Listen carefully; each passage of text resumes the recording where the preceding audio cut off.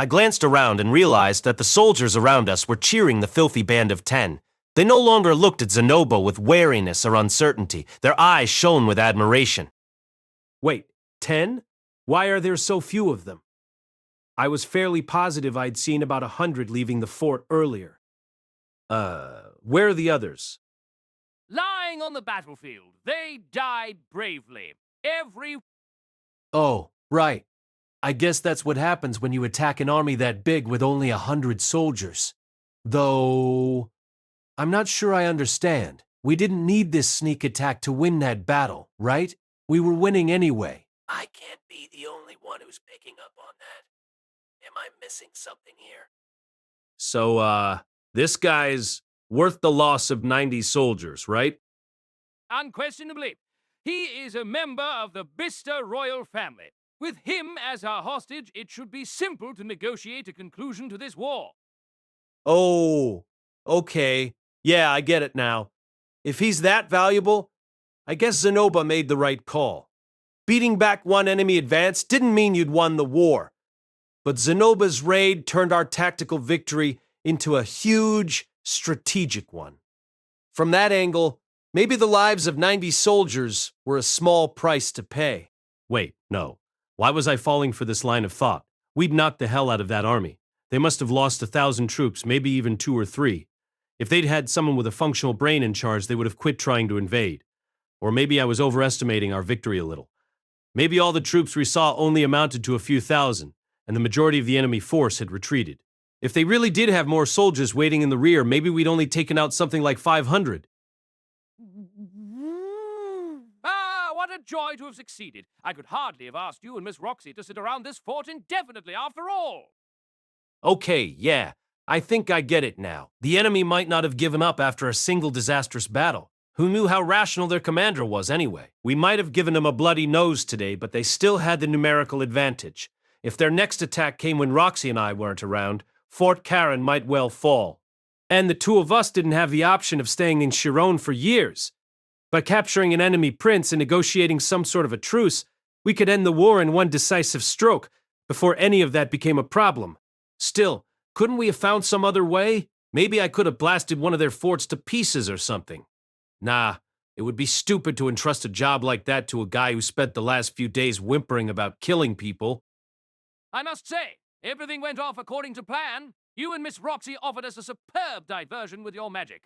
And this enchanted throw net, what a splendid tool! I'd been hoping it might enable me to capture an enemy commander from the start, but it worked even better than I'd imagined. Zanoba had cut into the ranks of the enemy as the wind and rain raged, taking advantage of the general confusion to capture their leader. The risks had been horrific. He had gambled with his life, but he came away a winner. He turned the chaos Roxy and I created into an opportunity, pushed himself to the very limit, and made our victory count.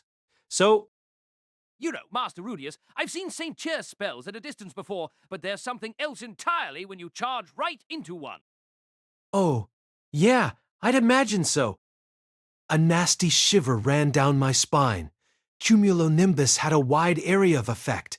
It was a spell designed to wipe out large numbers of enemies indiscriminately, which might mean... Hey, Zanoba! You guys didn't get hit by lightning out there or anything, right? Zanoba put a hand to his chin and seemed to consider his reply carefully. After a moment, he delivered it with a serious expression on his face. No war is won without sacrifice, Master Rudeus.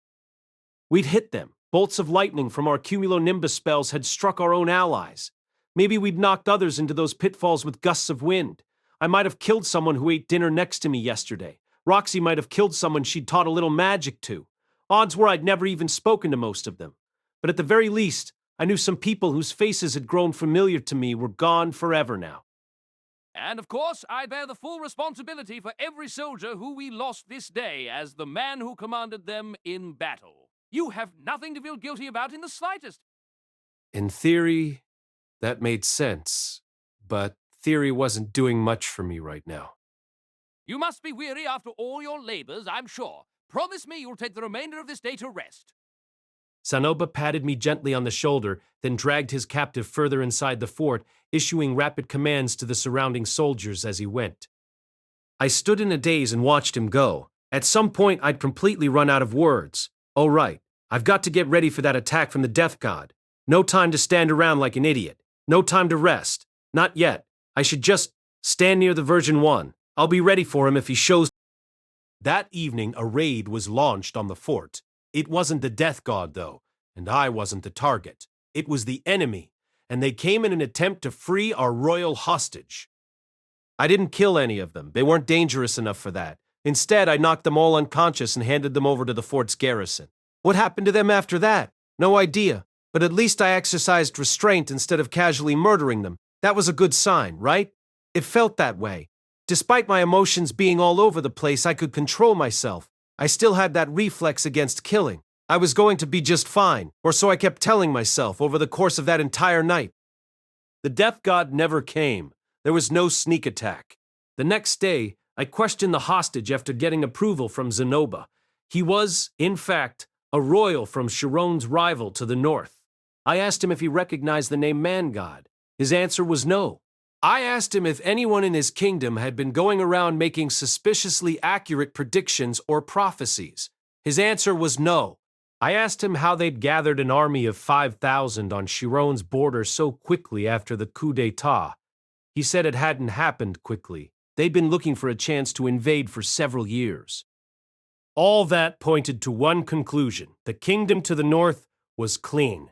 There was no ally of the Man God running things up there.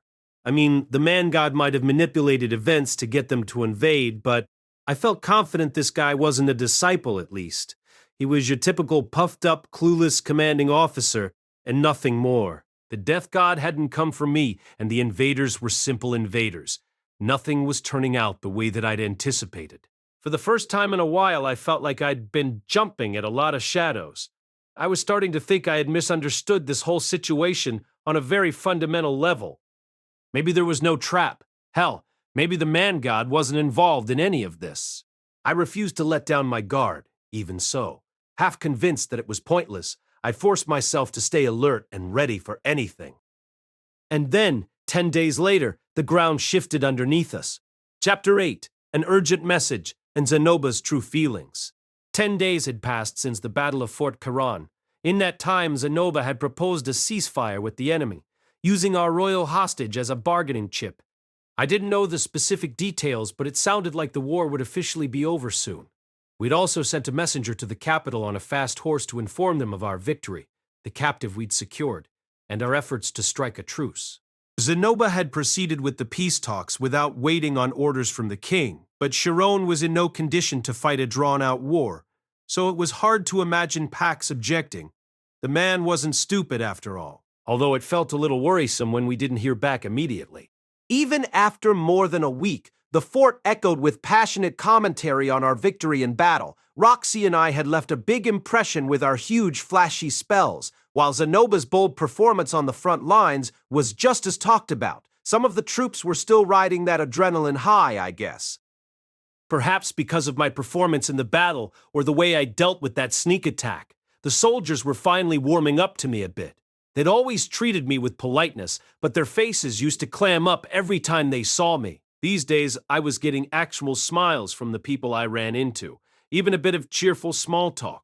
I guess they'd reclassified me from a dangerous foreign mage who popped up out of nowhere to something like a comrade in arms. No one gave me a hard time about the soldiers I'd killed accidentally with my magic, at least. Between that, my regular counseling sessions with Roxy, plus Zanoba's attempts to cheer me up, I managed to pull myself together emotionally. At this point, I could look back on my actions without viewing them as crimes or terrible mistakes. Honestly, I'd beat myself up about it way too much. This was not a peaceful world in general, and I was a direct subordinate of Orsted. To protect my family, I'd picked a fight against a vicious god. I must have known this day would come. At some level, I must have accepted that, even if half-heartedly. But even so, I felt pretty sure I wouldn't sign up for any more wars after this one, no matter who tried to recruit me. War was like a whole different world. I preferred the one I usually lived in. I wasn't going to kill anyone unless I absolutely had to. I decided to stick with my old policy on that one after all. For one thing, all this anguish about it after the fact was exhausting. Hardly felt worth taking lives if all I got out of it was a bunch of week-long nervous breakdowns, you know? I was trying to put all that behind me now anyway. Moving on. I'd stayed alert for signs of danger in the 10 days since the battle, but nothing much had happened. My mana capacity had fully replenished by this point, so I was in peak combat condition. I also had the magic armor version 1 close at hand, and I wasn't allowing myself to get careless. It was hard to imagine the Death God coming for us now. His advantage would have been greater if he'd attacked during our audience with packs. The possibility that the man god wasn't actually pulling the strings here got more plausible by the day. Maybe it was like Orsted said. Maybe these events had taken place in the other timeline and simply weren't mentioned in the diary. Zanoba might have dealt with this problem without my help, or he might never have been summoned in the first place. I wouldn't call this whole trip a waste of time, though. My friend's life had genuinely been in very serious danger. But the war was over now in any case. There were no more enemy armies lurking on Shirone's borders. Surely that accomplishment would be enough to satisfy Zanoba's sense of duty. Now we just had to talk him into coming back home to Shiria. I wasn't about to leave him here under Pax's thumb. I stretched out the kinks in my arms and back as I basked in the morning sun.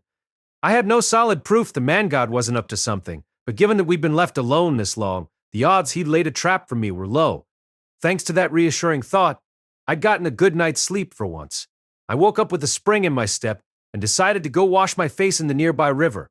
A bit of magic would have done the job just fine, but I was in the mood for a stroll. By the time I got there, a few small groups of soldiers were already at the riverbank, splashing water on their faces and brushing their teeth. Hey, it's Rudeus! Good morning, sir.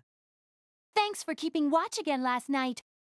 You know, I just assumed that huge metal suit was some toy of Prince Zanoba's or something. Quite the impressive magical implement. I was surrounded before I could even reach the water's edge. I had really become popular in this fort all of a sudden.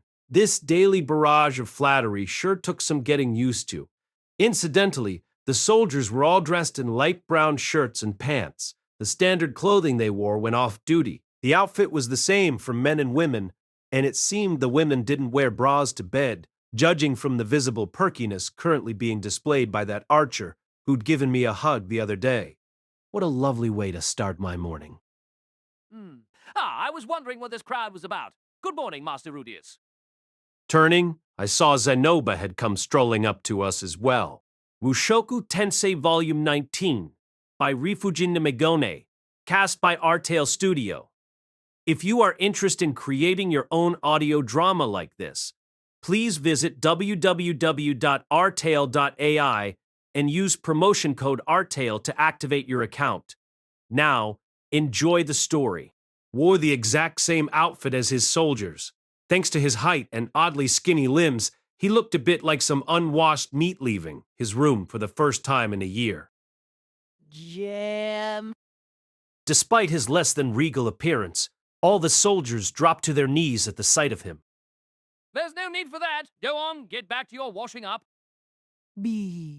But, Your Highness.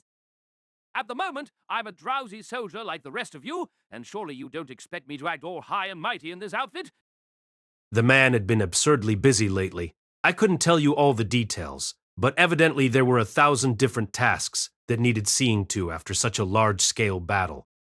Incidentally, although the fallen were left lying on the battlefield, a group of tough-looking customers showed up within a few days to strip them of their equipment and incinerate the bodies. It seemed there were people who hung around in war zones and made their living off this kind of work, sort of professional versions of the peasants who hunted down deserting samurai for cash. Zanoba and I made our way to the riverbank together and kneeled down to splash our faces with water.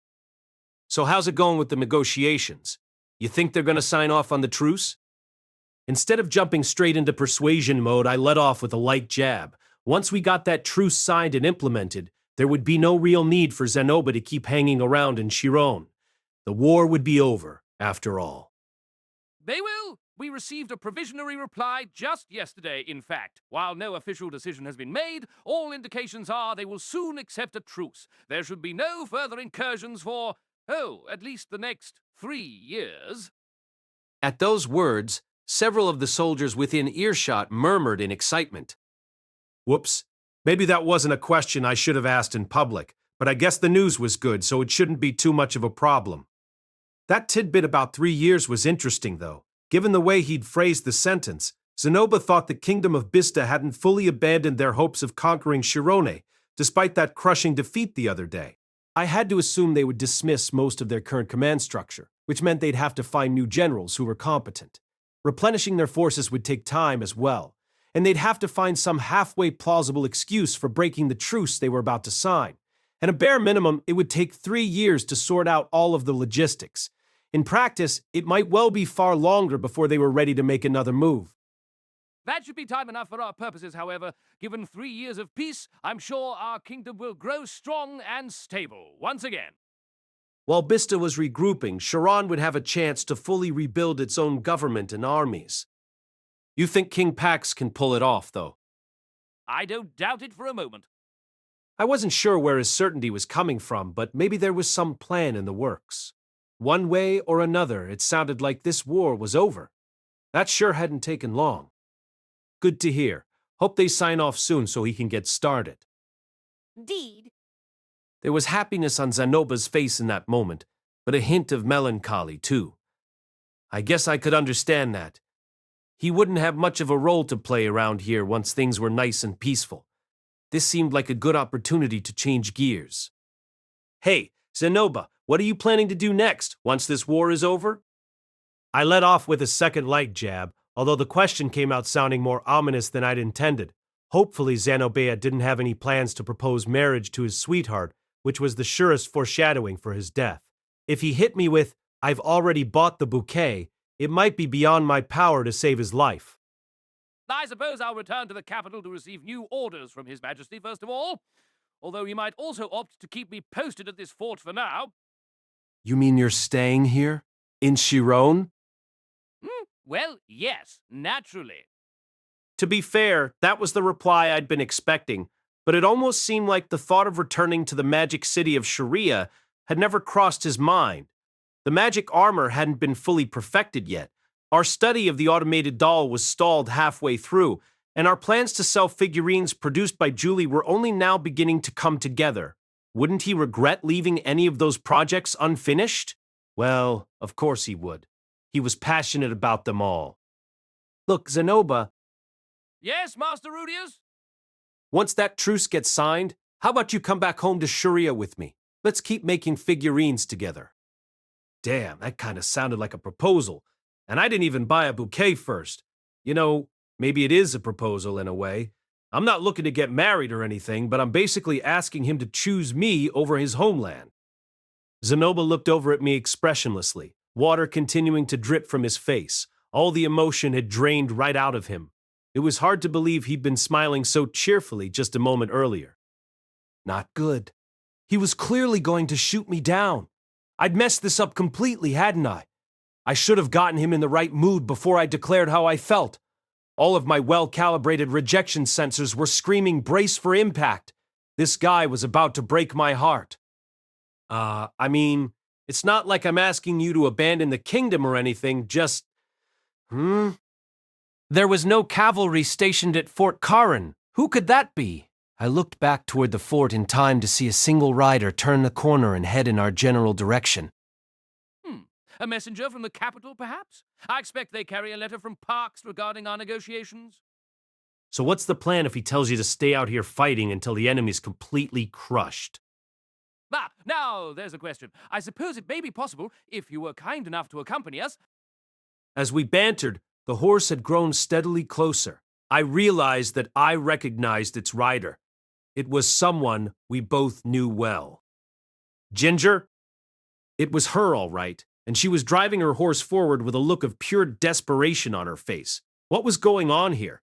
She spotted us and turned the horse sharply, spurring it directly up to us. The nearby soldiers stepped in between us, forming a protective wall. That is my personal guard. Make way at once. An expression of relief flashed across Ginger's face as the troop stepped aside and Zanoba strode forward to meet her. Then she slipped out of her saddle and tumbled to the ground. Ginger, what happened? Speak to me. Zanoba lifted her off the ground in his arms. She was in clear distress, and her breathing sounded harsh and labored. She had no obvious external injuries, but her face was clouded with exhaustion. It looked like she'd been riding at top speed for days without a moment's rest. An uprising in Latakia, Your Highness. Jade, the former general, rose in the name of the 11th Prince. His army has surrounded the royal palace. Managing to barely gasp out her message, Ginger promptly fell unconscious. The 11th Prince? But there were only 10 of us. What's the meaning of this, Ginger? Explain yourself. You must explain at once. Calm down, Zanoba. She obviously needs some rest. After I got Zanoba to stop shaking Ginger frantically in his arms, we brought her to a room inside the fort to recover. The 11th Prince was a boy named Haruha Shirone. He was a child 3 years of age, sired by the former king Palton Shirone quite late in life. His mother came from a farming family, a lineage that should have disqualified her completely as a potential royal consort. For that reason, Haruha's existence was never publicly acknowledged. Officially finding employment with a provincial lord, his mother was granted an isolated mansion in a distant corner of the kingdom in which to raise her son in secret. Precious few within the kingdom even knew of Haruha's existence. There was the king himself, the minister who procured the mansion, and General Jade, who happened to be the brother of Haruha's mother. 2 of these men died in Pax's bloody purge, but General Jade did not. Jade had sworn an oath of undying loyalty to the former king. Despite his humble origins, Palton recognized the man's uncommon talents and raised him steadily through the ranks to his position. And that position allowed Jade to lift his family from a life of grinding poverty into one of comfort and indulgence. Jade owed the king everything, and his gratitude was great. So great that when the king's eyes settled on his younger sister, he offered her up willingly. At the time of Pax's coup d'etat, Jade had been stationed at Fort Caron. The fort's garrison numbered nearly 1,000 back then. Jade took half that number and rushed back to Latakia. But by the time he arrived, it was too late. He learned the king was already dead, along with the rest of the royal family. There were around 2,000 soldiers stationed at the capital, now under the command of Pax. Jade's own army was now 1,500 strong, swelled by the troops of local lords who'd sent reinforcements along the way. They were outnumbered, but given Jade's great skills as a commander, they could potentially have triumphed. But in the end, Jade opted not to fight. The reason for this was simple. His own army was now internally divided into a pair of rival factions. Half of his allies wanted to drag the usurper Pax off the throne. The other half wanted to recognize him as king at once. Watching the nobles squabble viciously with one another, Jade realized he had no real hope of victory. He surrendered without a fight and swore his allegiance to the new king of Shirone. There was, of course, more to this decision than met the eye. Jade had learned for a fact that his sister's child, the 11th Prince Haruha Shirone, was still alive. He would wait patiently for the right moment. He would bide his time. And in the end, he would avenge the king's death in the name of his nephew. This was the true oath he swore that day. In the weeks that followed, Jade made his arrangements quietly. He sought out those who resented Pax's rule and unified them into a secret alliance. He searched for the 11th Prince. He made the necessary bargains with the local lords, and before long he had raised an entire rebel army, ready and eager to strike at his command. Victory was now a real possibility, and then the perfect opportunity presented itself. Bista's armies were preparing to invade, and Pax began to send his troops to garrison the northern fortresses against this threat. Thanks to Jade's departure and the chaos of the coup d'etat, Shirone's military had been severely weakened, and the King Dragon Realm wasn't sending reinforcements. In all likelihood, this war would not go well. Once the enemy pushed past Fort Caron, the most defensible of Shirone's border forts, Pax would have little choice but to use his trump card and send the Death God to the north. And with Randolph gone, even a smaller force could succeed in murdering the king. Jade had failed to account for one crucial factor: the sudden return of the third prince, Zanoba Shirone. His appearance on the scene was shocking enough, but he'd also brought along the former court magician Roxy and a mage named Rudeus Greyrat, said to have felled both the North Emperor Auber and the water god Rita in battle. Perhaps Jade had considered reaching out to Zanoba, on the chance he'd return to take revenge on Pax. But Zanoba showed every sign of loyalty to his brother, and set out to defend Fort Caron on his orders. Jade's plan soon careened off course. Shirone beat back the invaders at Fort Chiron in a historic victory, and the Death God stayed put at Pax's side. The armies of Shirone were currently weakened, but would recover in due time, and there was a good chance Pax might recall the forces he'd moved north to the area around the capital. In particular, if Prince Zanoba, Roxy Megordia, and this Rudeus returned, any attack would be doomed to failure. Jade's window of opportunity was closing fast, and so, for lack of any other option, he launched his uprising. Gathering his rebel troops, he seized the capital in one lightning-fast strike and besieged the royal castle. This was Ginger's outline of the incident, which she gave to us when she woke up after several hours of exhausted sleep. She was in Latakia itself when the rebellion began, but managed to slip out the gates in the first chaotic hours of its occupation. The very next moment, she rode straight to Zanoba as fast as her horse would carry her. When I fled the capital, it seemed like the king was holed up in the palace with a small force of defenders. But I couldn't say where things stand at this point. The royal palace was a solidly defensible position, but days had passed since Jade's forces surrounded it. Pax might well be dead and his castle occupied by the rebels, but why had he chosen to hole up inside its walls? His small force of defenders included the death god, Randolph Marianne. They could have broken through the enemy's encirclement and fled. There was so much we didn't know yet. The best option, I assumed, was to move carefully and gather. I see. Let us head for the capital at once, then. He rose from his seat before he even finished speaking. Ginger seemed relieved by this pronouncement, but at Zanoba's next words, her face froze up with shock. If His Majesty has escaped, we can bring him back to this fort for his protection. If he's been unable to flee, we can enter the castle through a secret passage known only to the royal family and escort him out to safety. Well, wait, Your Highness.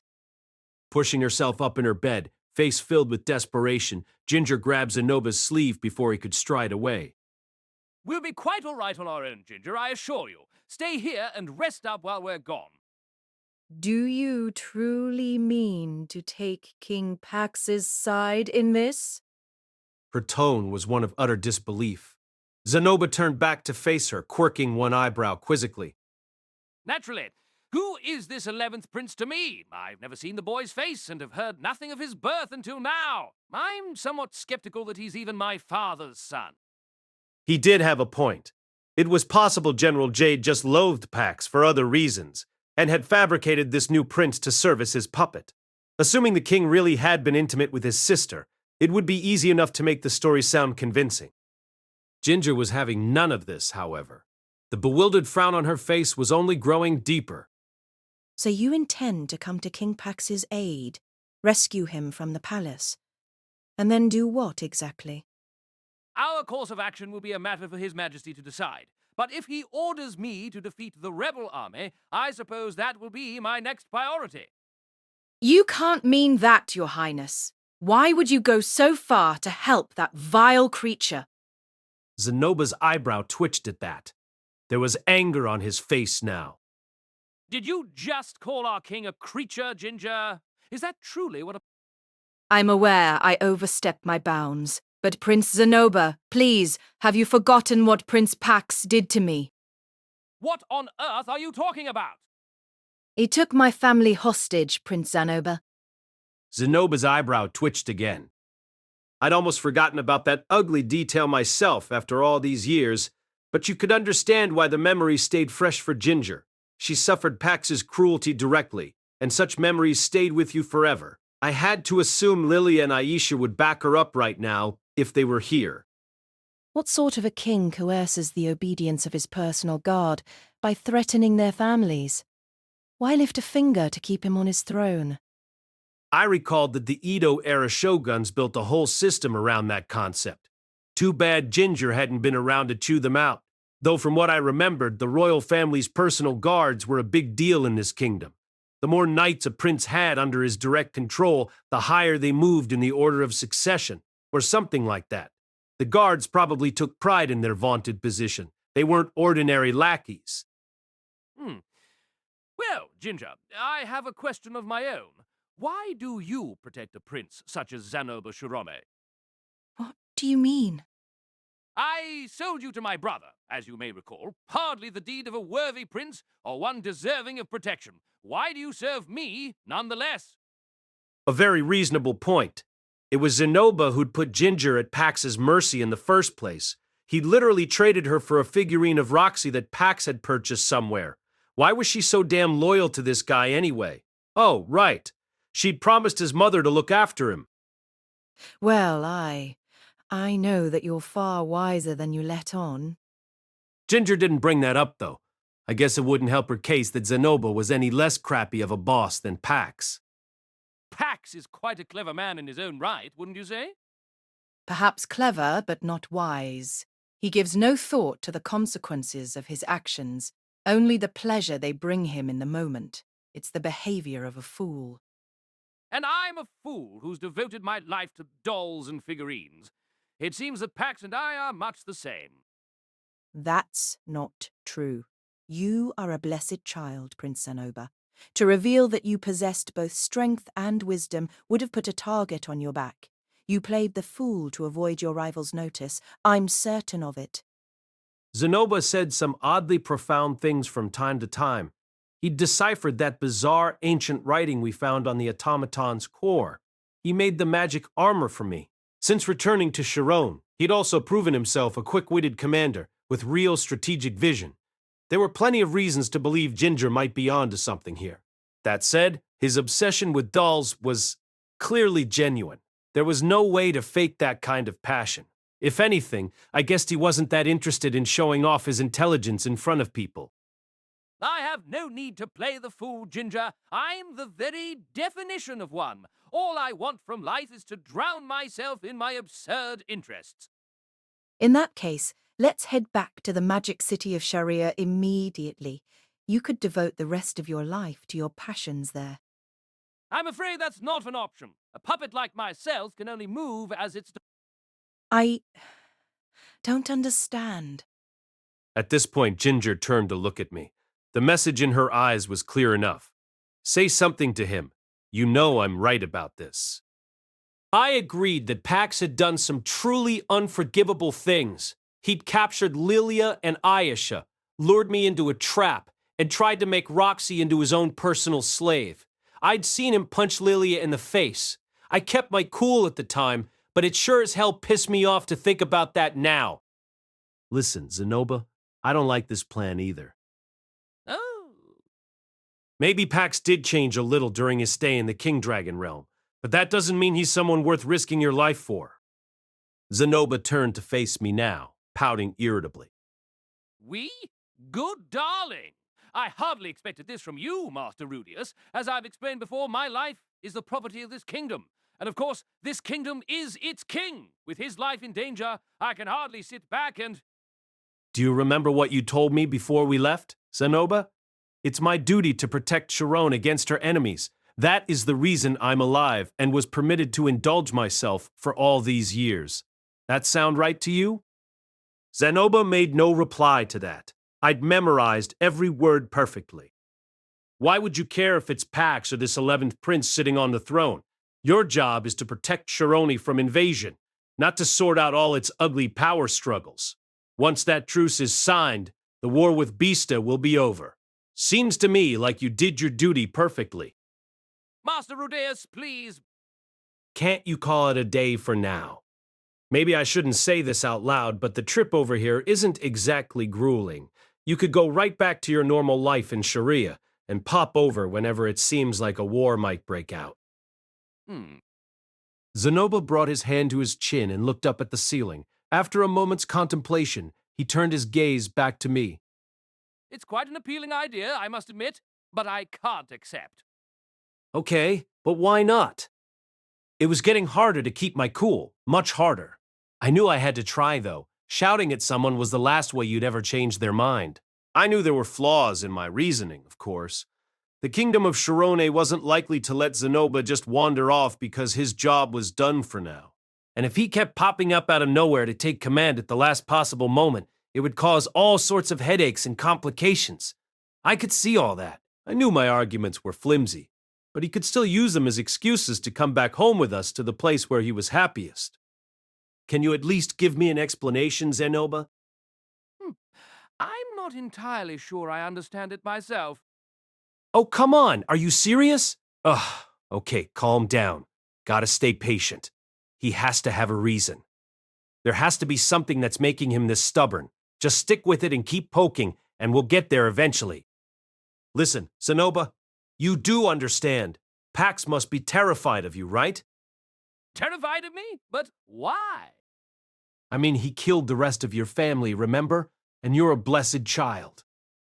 Zanoba bore the man no grudge, but Pax had plenty of reason to feel guilty about his actions. Kings in that position tended to get paranoid. If you show up in the palace to help him escape, he could easily assume you're there to kill him. You might end up getting murdered by the death god on the spot. I was met with silence. The same thing could happen later on. You could save his life a dozen times, and I still don't think Pax will trust you. Eventually, he'll find some convenient excuse to have you killed. It makes no damn sense for you to stay with him. Zanoba said nothing. He gazed at me, his face impassive and unreadable.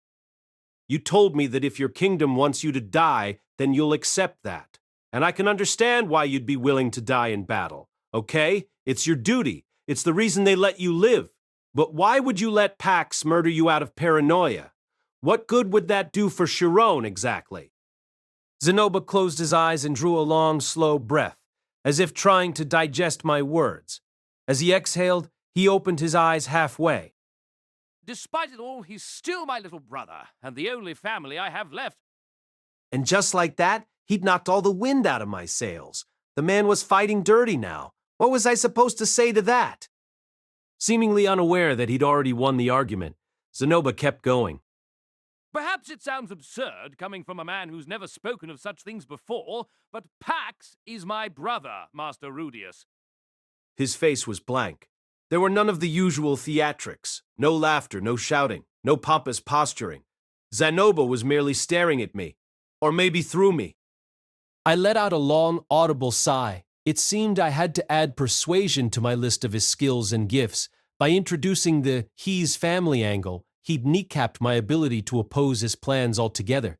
His stubbornness suddenly seemed understandable. I found myself wondering what I would do in his shoes. If Aisha murdered Norn, or vice versa, I'd obviously be furious. It was hard to see myself forgiving that. But what if I barely even knew one of them, or maybe both? And what if the killer was mixed up in something much bigger than her? What if she was trying to move forward, to accomplish something meaningful, despite her mistakes and crimes? I'd still give her a piece of my mind, but I'd probably try to help her too. All right, Zanoba? Zanoba had no intention of coming back home to Sharia with us. None whatsoever. I finally understood that now. I didn't know how honest he was being about his motives. But even if he was just manipulating me, he'd use the word family to do it. That was the strongest possible weapon you could use in an argument with me. He'd made his decision, and he clearly wasn't going to bend. Sorry, Cliff. Sorry, Julie. Looks like I won't be dragging Zanoba home to you after all. The only thing I could do here, realistically, was to protect and support Zanoba until he somehow managed to win King Pax's trust. To be honest, I was planning to bring you back home with me, even if it meant groveling in the dirt and blubbering. But since you put it that way, I guess I'll stick around for just a little longer. My sincere thanks, Master Rudeus, and I'm glad it didn't come to that. The sight of your tears would certainly have weakened my resolve. Damn. Maybe I should have started off with that. Spare me, please. For the first time in a while, Zanoba and I grinned at each other in amusement. Cliff would probably understand once I explained the whole story to him. As for Julie, well, Point One could ask her what she wanted and bring her safely to Zanoba if she chose to join him. The Rui God figurine plan would have to be scrapped. That was rough, considering we'd already gotten Perugius's permission for it, secured Ariel's cooperation, and put Aisha to work looking for employees. It did hurt to know that those years of preparations would amount to nothing. Honestly, still, I wouldn't complain. I couldn't, not if Zanoba was doing this for his family. He wasn't exactly on good terms with Pax at the moment, but that was something that could change with time. They could apologize for the past and find a way to forgive each other. Slowly, bit by bit, they could build a relationship based on trust and respect.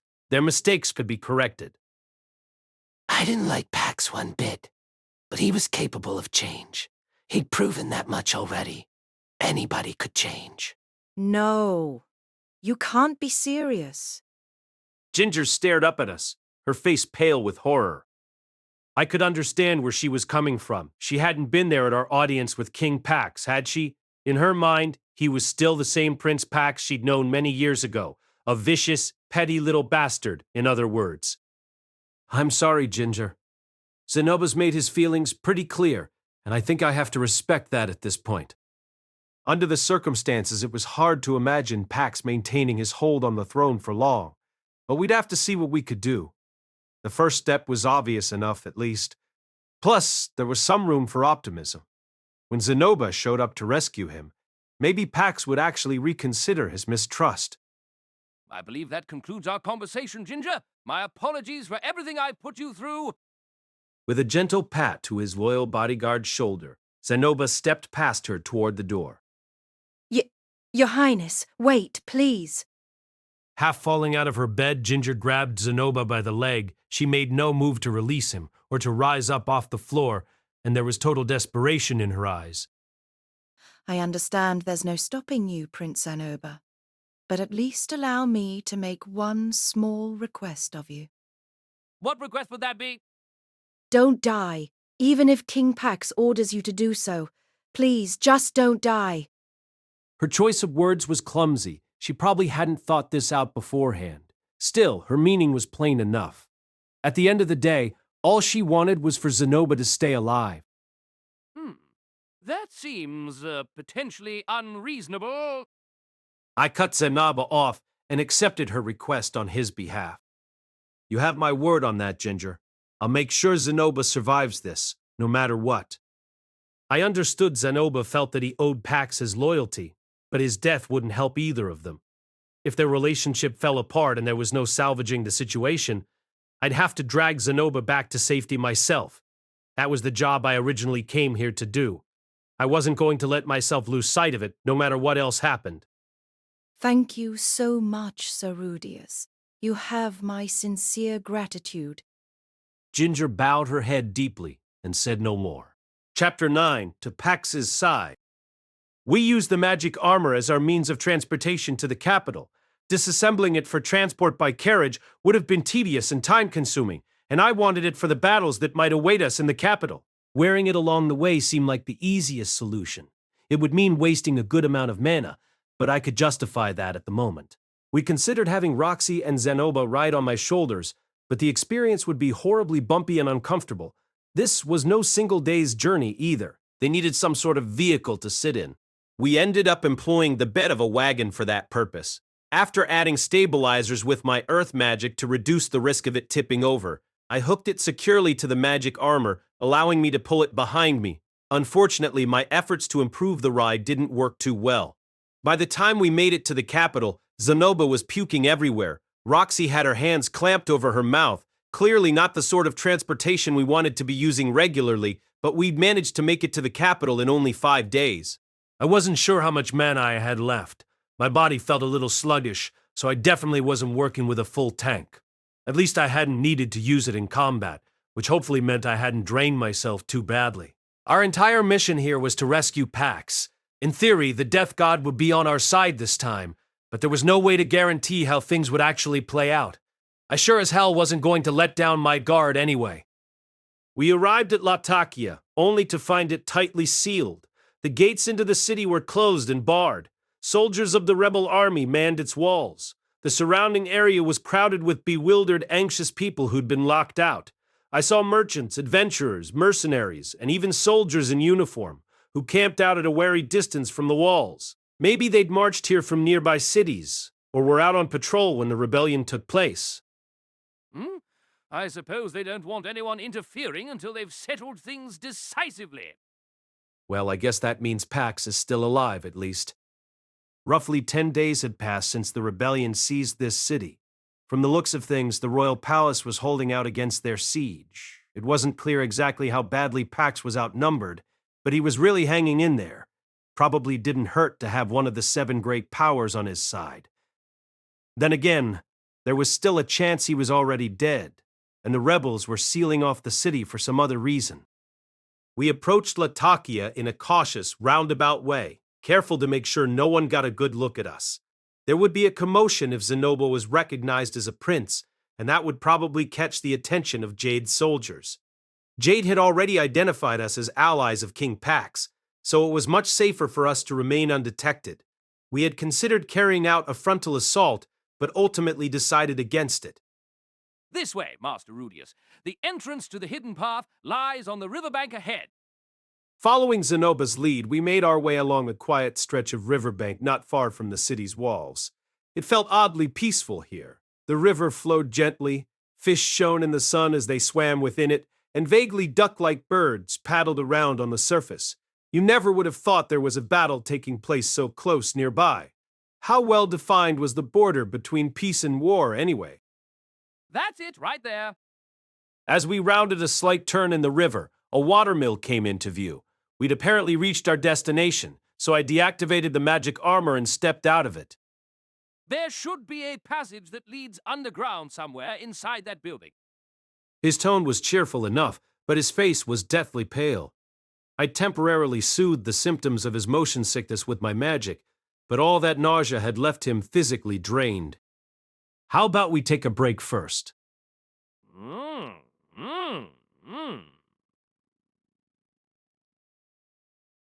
I think not. The situation could be critically urgent. Let us infiltrate the palace at once. Yet we had no way of knowing what we'd find waiting for us. This little mill might be the last safe spot for us to take a breather, and this secret passage would probably be too small to accommodate the bulk of my magic armor, so I wanted us to go in prepared for anything. Taking a break would allow me to regenerate at least a fraction of my mana, but more importantly, Roxy and Zanoba could use it to recuperate from their miserable wagon ride. Slow down and think about this, Zanoba. We should really catch our breath before we go charging in there. You and Roxy both look terrible right now, and I could use a bit more mana in my tank. Haste makes waste, as the saying goes. I'm not familiar with the expression, but very well. I breathed a quiet sigh of relief. The last thing I needed was us wandering into danger with our eyelids drooping. Before that, I think we ought to make sure there really is a passage in there. Yeah, good idea. We made our way inside the little building and began to poke around. It was stacked with wooden boxes and barrels like some kind of storage shed, and Zanoba and I had to move them out of the way so we could tap at the floors and the walls. Eventually we found something on the far side of the mill, directly underneath a heavy wooden box. It was a metal plate of some kind. It could be classified as some kind of door, but it completely lacked handles. Well, let's not jump to conclusions. Might be a basement storage room or something. Careful scrutiny of the plate revealed no keyholes nor carefully disguised handles. It seemed to be little more than a solid sheet of metal. How were you supposed to open this? After a moment, I remembered that this passage was intended as an escape route. Maybe they deliberately made it impossible to open from here, and so you had to push it up from the other side. All right, Zanoba, can you pry this open? Within moments, Zanoba had ripped the thing out with brute force, revealing a ladder leading down a dark hole. With a bit of fire magic, I illuminated the bottom of the shaft about 3 or 4 meters below us. A hole-in-one wall pointed in the general direction of the capital. Still, that didn't rule out a storage cellar. Just to be sure, I clambered down the ladder and cast light directly into the hole. No boxes, just an empty, narrow tunnel that vanished into the distance. What do you think? This is it, all right. Excellent. Now climb back up here and let's get some rest. Sounds good. After a 3-hour nap, I headed outside and fetched the magic armor version 2 from our wagon. There was no chance of squeezing the version 1 through that passage, unfortunately. The version 2 was highly effective in its own right, unless I happened to be fighting someone on the level of the 7 great powers. Given that the death god Randolph was almost certainly waiting on the other end of this passage, however, I couldn't help feeling a little anxious. That said, bringing in the Mark I would probably require blasting my way straight through the palace walls.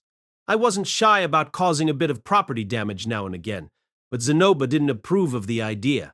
The secret passage was so narrow that 2 people would have found it challenging to walk abreast. There were also no lights whatsoever. so I used one of my lamplight spirit scrolls to illuminate our way. It was a dark, empty tunnel, nothing more. About as basic a passage as you could get. The three of us moved through it in single file, with Zanoba in the lead, me behind him, and Roxy bringing up the rear. Quite the tight squeeze. Brings back some unpleasant memories. I tried to think of something comforting or considerate to say in response, but drew a total blank. Ah, right. Those were the last words anyone spoke for quite some time. Silently, steadily, we made our way deeper into the darkness. After something like an hour of walking, a door finally came into view. It was a simple metal plate, much like the one back in the mill. Again, there was no doorknob. It wasn't made to be opened from this side. Ring! Somehow wedging his fingertips into the tiny gap between the plate and the wall around it, Zanoba violently ripped it out. We'd made the right call having him take the lead, for sure. Oh, my goodness. As he tried to step forward through the doorway, Zanoba let out a strange little grunt and stopped dead in his tracks.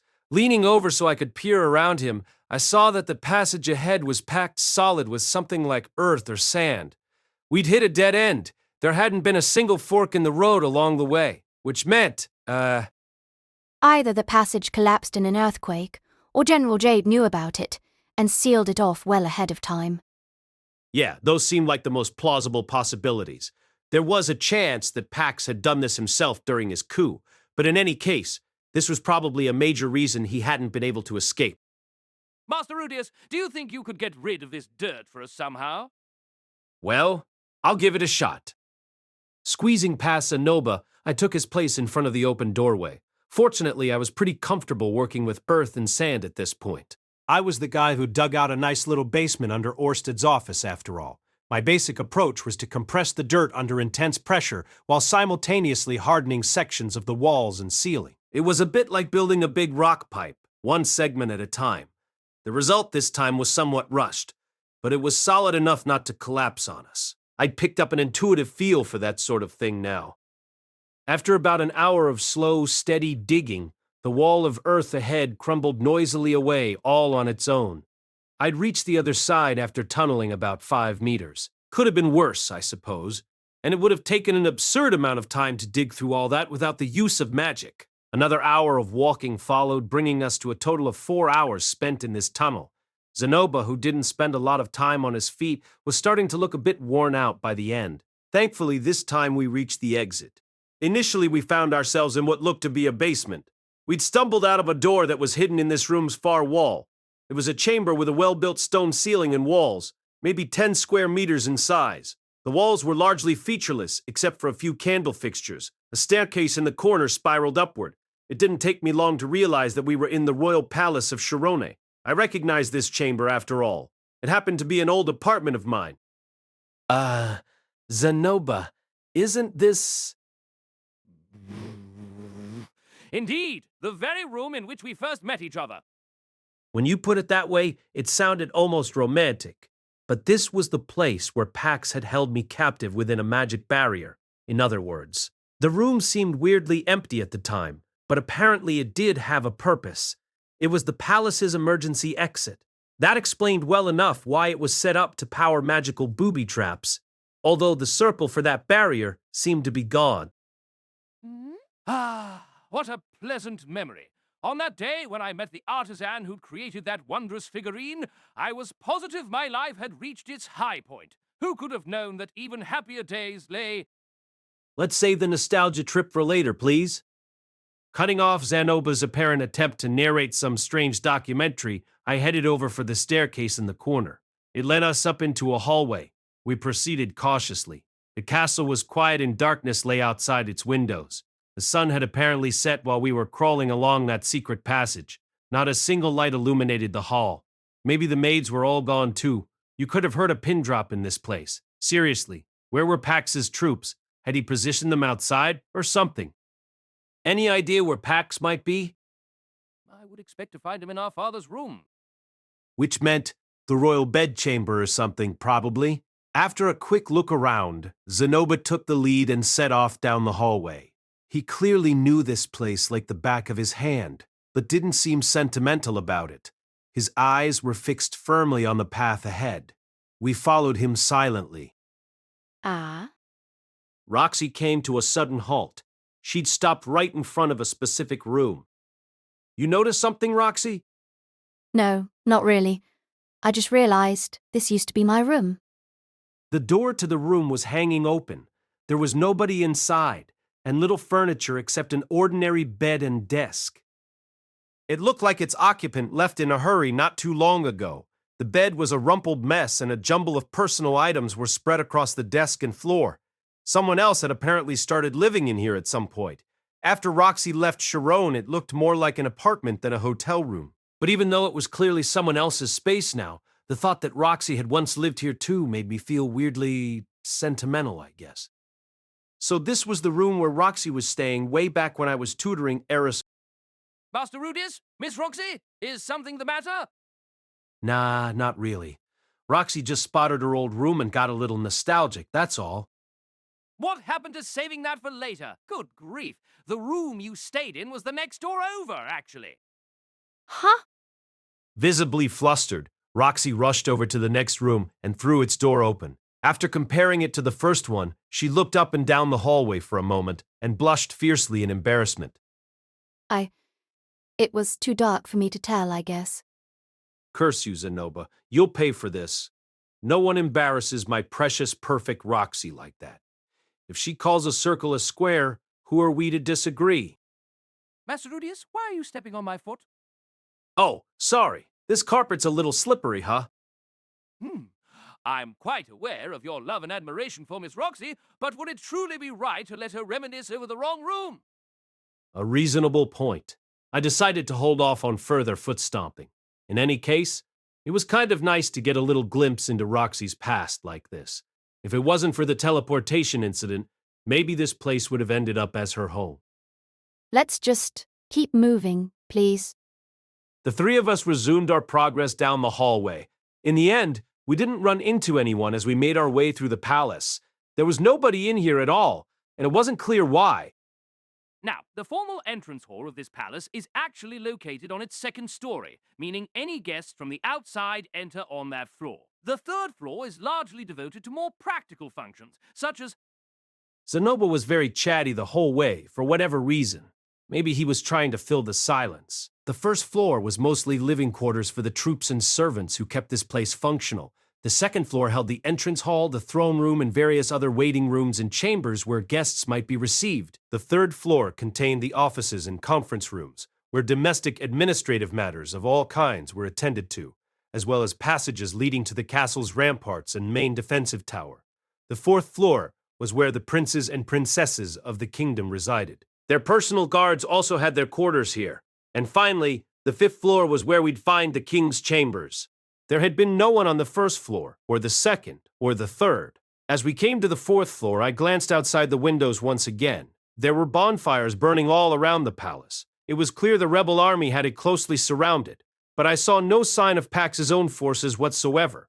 It sure didn't look like there was any fighting going on. I couldn't see a single silhouette on the ramparts, and I didn't think the darkness was to blame. This castle was deserted. Zanoba seemed to have picked up on these ominous signs as well.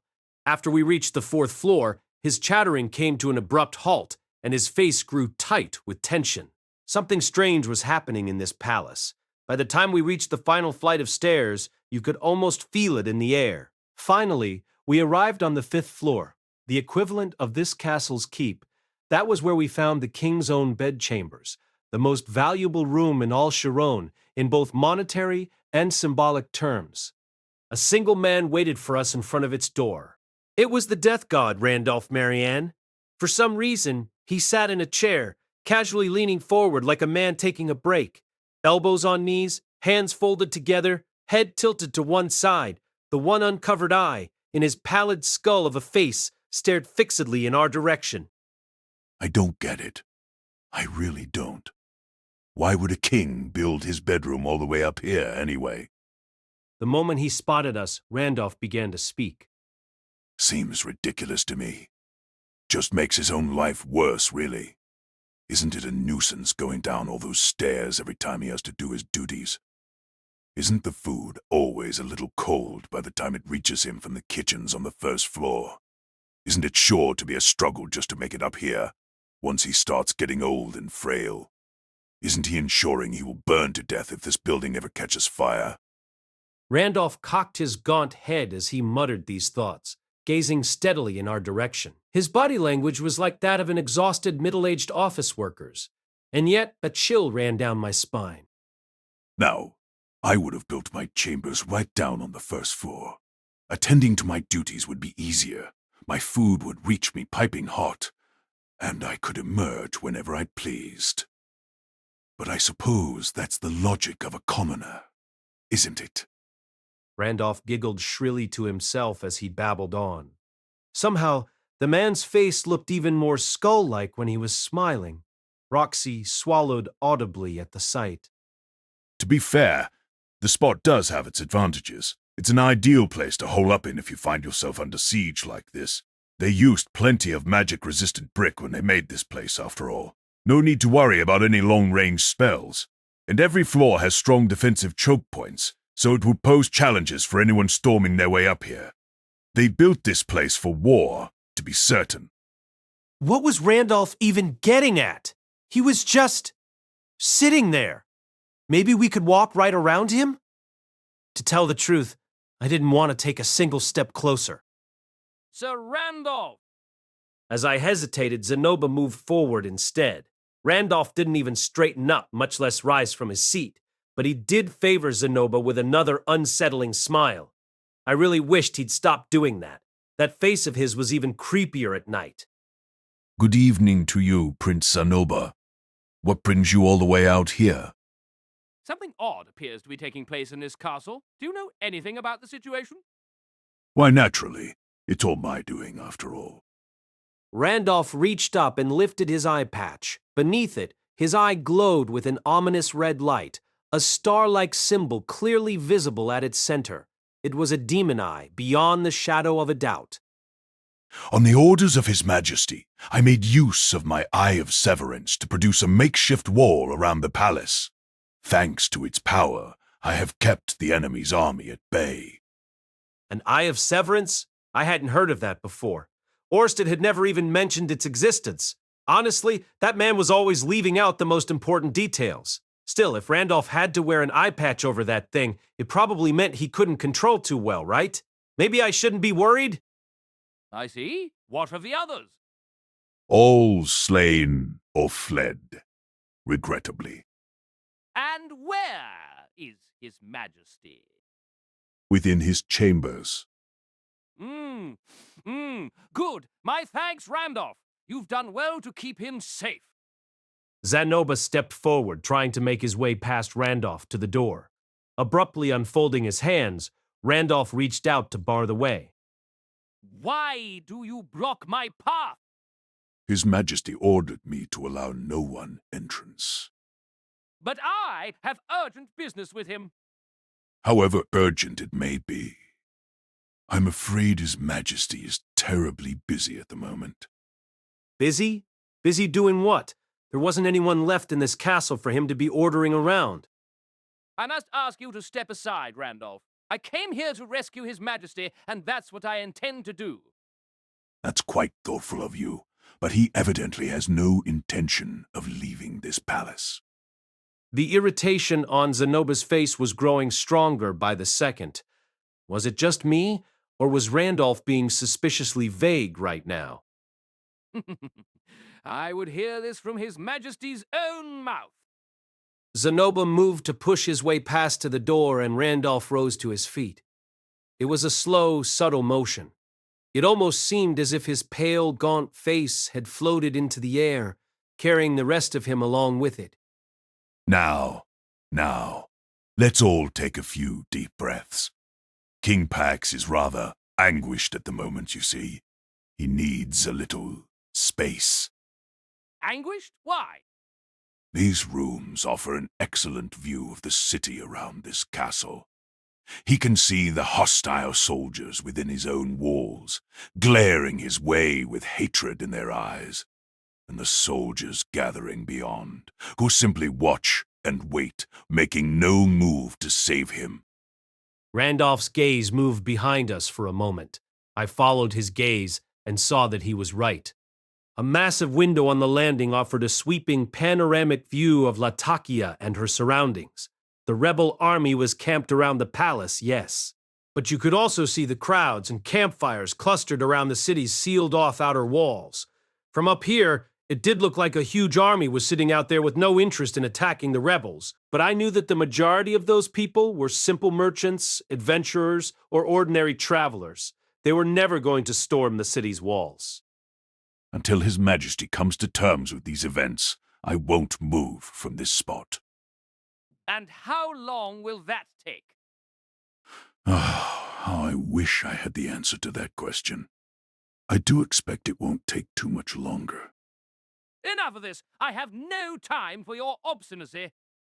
Zanoba had finally reached his breaking point. He reached out for Randolph's shoulder to shove him physically out of the way.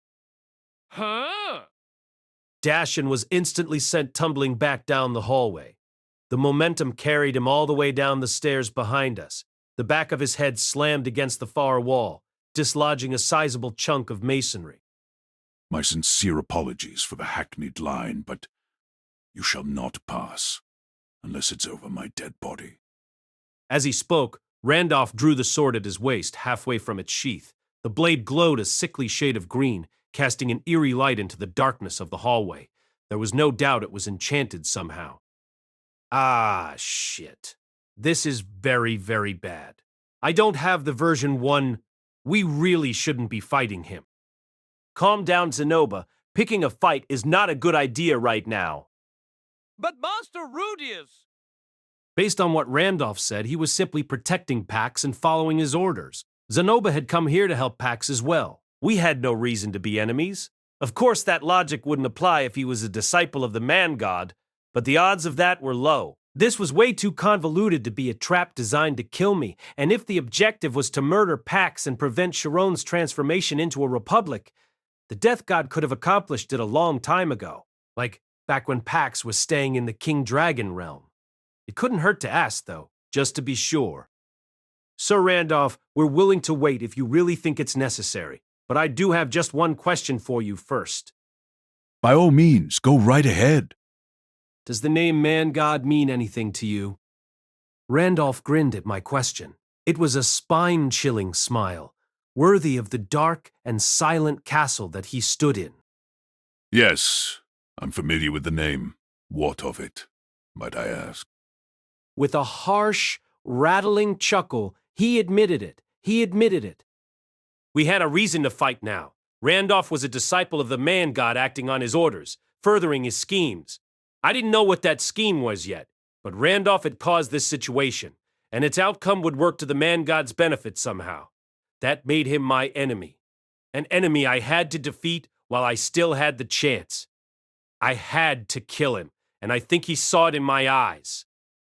So it comes to this, after all? What a pity. Randolph drew his sword, illuminating the hallway with its greenish glow. Zanoba took up his club in response. Roxy raised her staff as well, and so, without further ado, it began. Our battle against one of the 7 great powers was underway. Chapter 10, Wasted Effort All Around. We'd stumbled our way into a battle against the Death God. I hadn't planned to fight him without the Mark I, but it was too late to back down now. I couldn't let myself hesitate. Whoa! Zanoba made the first move, rushing forward down the hall. We were facing one of the 7 most powerful fighters in the world, but he didn't seem to give a damn. With all the tactical sophistication of a wild boar, he sprinted straight at Randolph and swung that massive club at him, shouting as he did so. Goodness, Remarked the Death God as he neatly sidestepped the attack, exactly as I expected that he would. You couldn't shrug off Zanoba's attacks. When he landed one, it was always going to be a bone-crunching crit. The problem was that he didn't stand much chance of hitting Randolph. It was my job to change that. I'd already summoned a quagmire on the exact spot Randolph had hopped over to. Oh, my.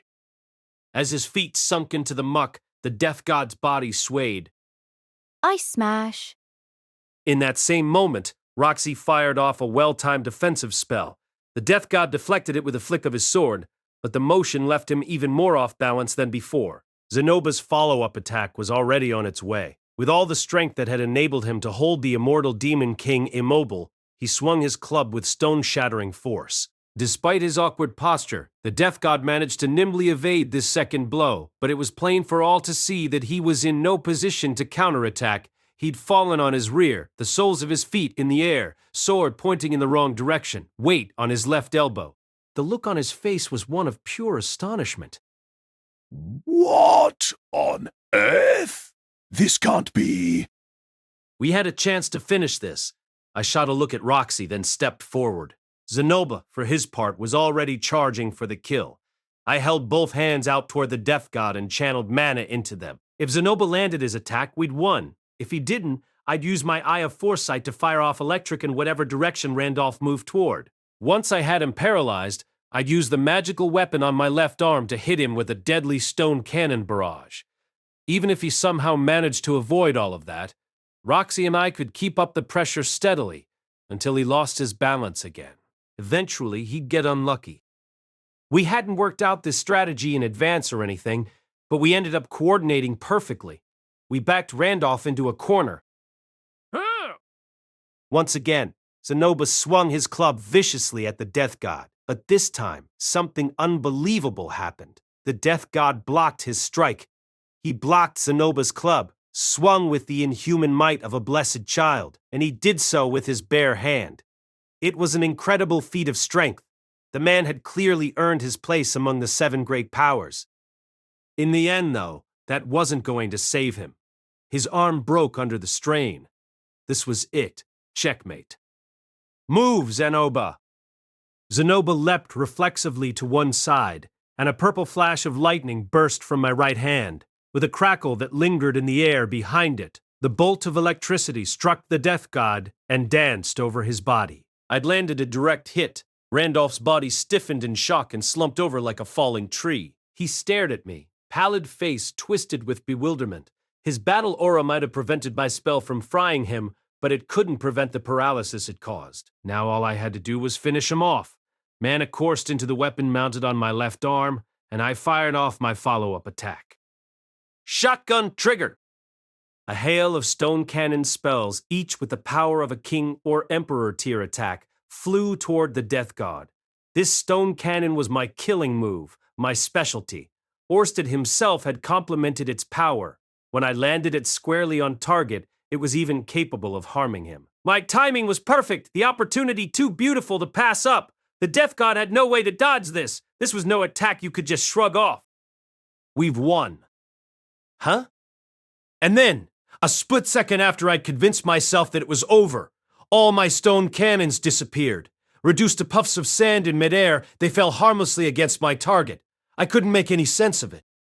Oh, Sir Death God, have you come to save me? What? The Death God?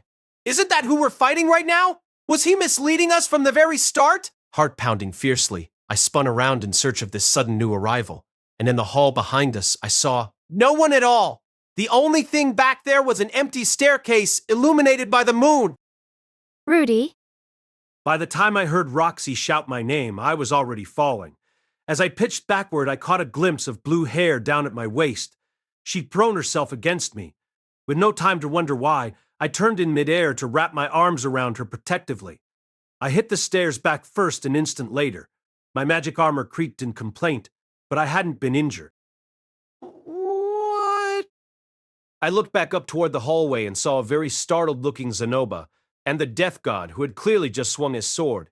The man was moving just fine. Hadn't I paralyzed him with electric? Hadn't he been crumpled on the floor? It made no sense. What the hell was going on? Word to the wise, Sir Rudeus, a Death God, always stands behind his prey. His face was perfectly composed, his tone completely confident. And finally, I understood. It had been an act. He'd allowed me to shock him with my spell. He'd deliberately stumbled, deliberately fallen. All of that just to coax me into turning back. Damn it. Orsted warned me about the way Randolph fights. I should have seen that coming half a mile away. Still, how had he managed that trick earlier? Why did my stone cannons just disappear like that? Had he used Demon Eye somehow? No. On second thought, I'd seen this one before. It was the same as when I'd used magic on that manatite hydra, which meant, you've got a stone of absorption on you, huh? My.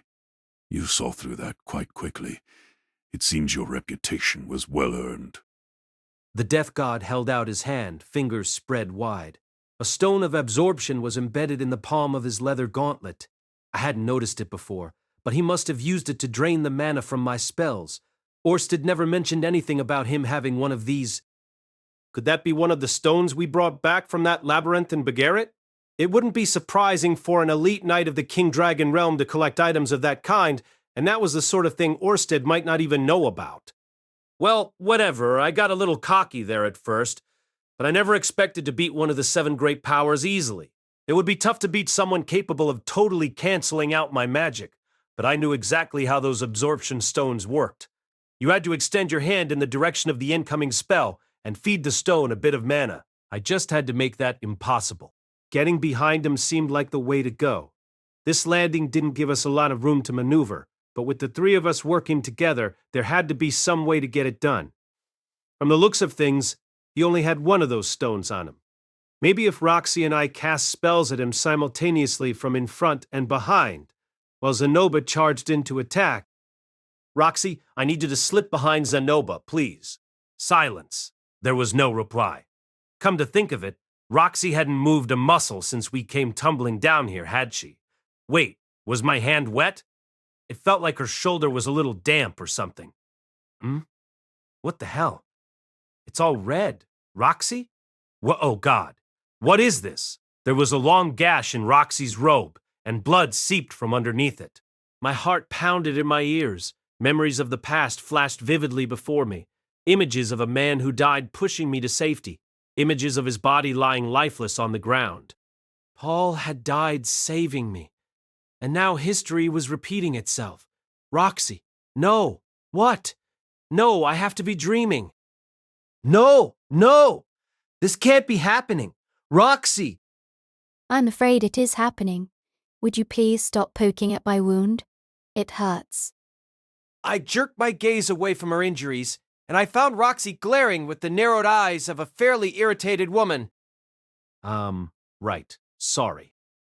I'd overreacted somewhat. When I released Roxy from my arms, she murmured a healing spell that stopped the bleeding immediately. Thank goodness. She scared the hell out of me for a second there. What's this? I was quite sure I'd struck a fatal blow. I admit I shivered a little at those words, but my wife was obviously fine. It seemed a bit weird that a guy who called himself the Death God couldn't tell whether he'd killed someone or not. But hey, even monkeys fall out of trees sometimes. Instead of taking Roxy's life, he'd cost me a few years of mine. Better luck next time, you bastard. Let's get back to it. Just then, there was an audible series of cracks from around Roxy's neck. I saw the necklace I'd given her before we left break apart and fall in fragments to the floor. A moment later, the ring she wore on her finger shattered too. As I recalled, that ring was supposed to deploy a barrier in response to physical attacks, and the necklace was designed to absorb a single lethal blow. So that's what did it. Now I see. I shuddered involuntarily. It felt like a blizzard was howling through my body, draining all the warmth and confidence from me as it went. And I could have sworn that frigid wall of wind was descended from where the Death God stood. I knew this feeling. I'd lost my nerve, but recognizing the problem didn't mean I could do anything about it. Reflexively, I wrapped one arm around Roxy and held her tightly to me. Rudy? This was it. We had to stop. I hadn't planned beyond this. I'd made that necklace as an insurance policy against this scenario. It wasn't luck that had kept Roxy alive. In other words, it was my foresight. But there would be no more safety nets from this point on. The man we were fighting could kill us instantly with a single strike. Trial and error? How many trials could you really hope for against a monster like this? We had no continues left. If we kept this fight going, one of us was going to die. What the hell had I been thinking anyway, picking a fight with one of the 7 great powers at close range with no plan or preparations? Orsted had warned me to keep my distance unless I had the magic armor on. This whole thing had been a massive mistake from the outset. Zanoba, back off. Now. We need to get out of here! Master Rudeus? We can't beat him like this, all right? We need to get the version 1 if we're going to stand a chance. Zanoba didn't lower his club, but he did take 2 steps backward and frown at me over his shoulder. Oh, I think you're putting up a respectable fight. In particular, that last attack was very nasty. I'm not sure I could ward that off again, now that I've revealed my trump card. Not gonna lie, I thought we had him in the first half, but I wasn't buying this crap now. Randolph was lying to me. Orsted had explained it clearly enough. The death god lured you into attacking or defending. These words were another part of his technique. That was all. Then again, could I be sure of that? Maybe he turned off his enthralling blade mode and spoke in his actual thoughts. That comment wasn't exactly subtle after all. What if he was trying to make me think he... To hell with this! Bottom line, nothing this man said was trustworthy. And there was at least one thing I knew for sure. I couldn't beat the death god. Not like this. That had been drilled into my head in a single terrifying moment. Zanoba seemed to feel differently, however. If you won't fight, Master Rudeus, just stay right there and watch. I'll face this man alone, force my way past him, and see my brother face to face. Once again, he charged at the death god. For me, the next few seconds played out in slow motion. Zanoba took one step, then another, his progress maddeningly sluggish.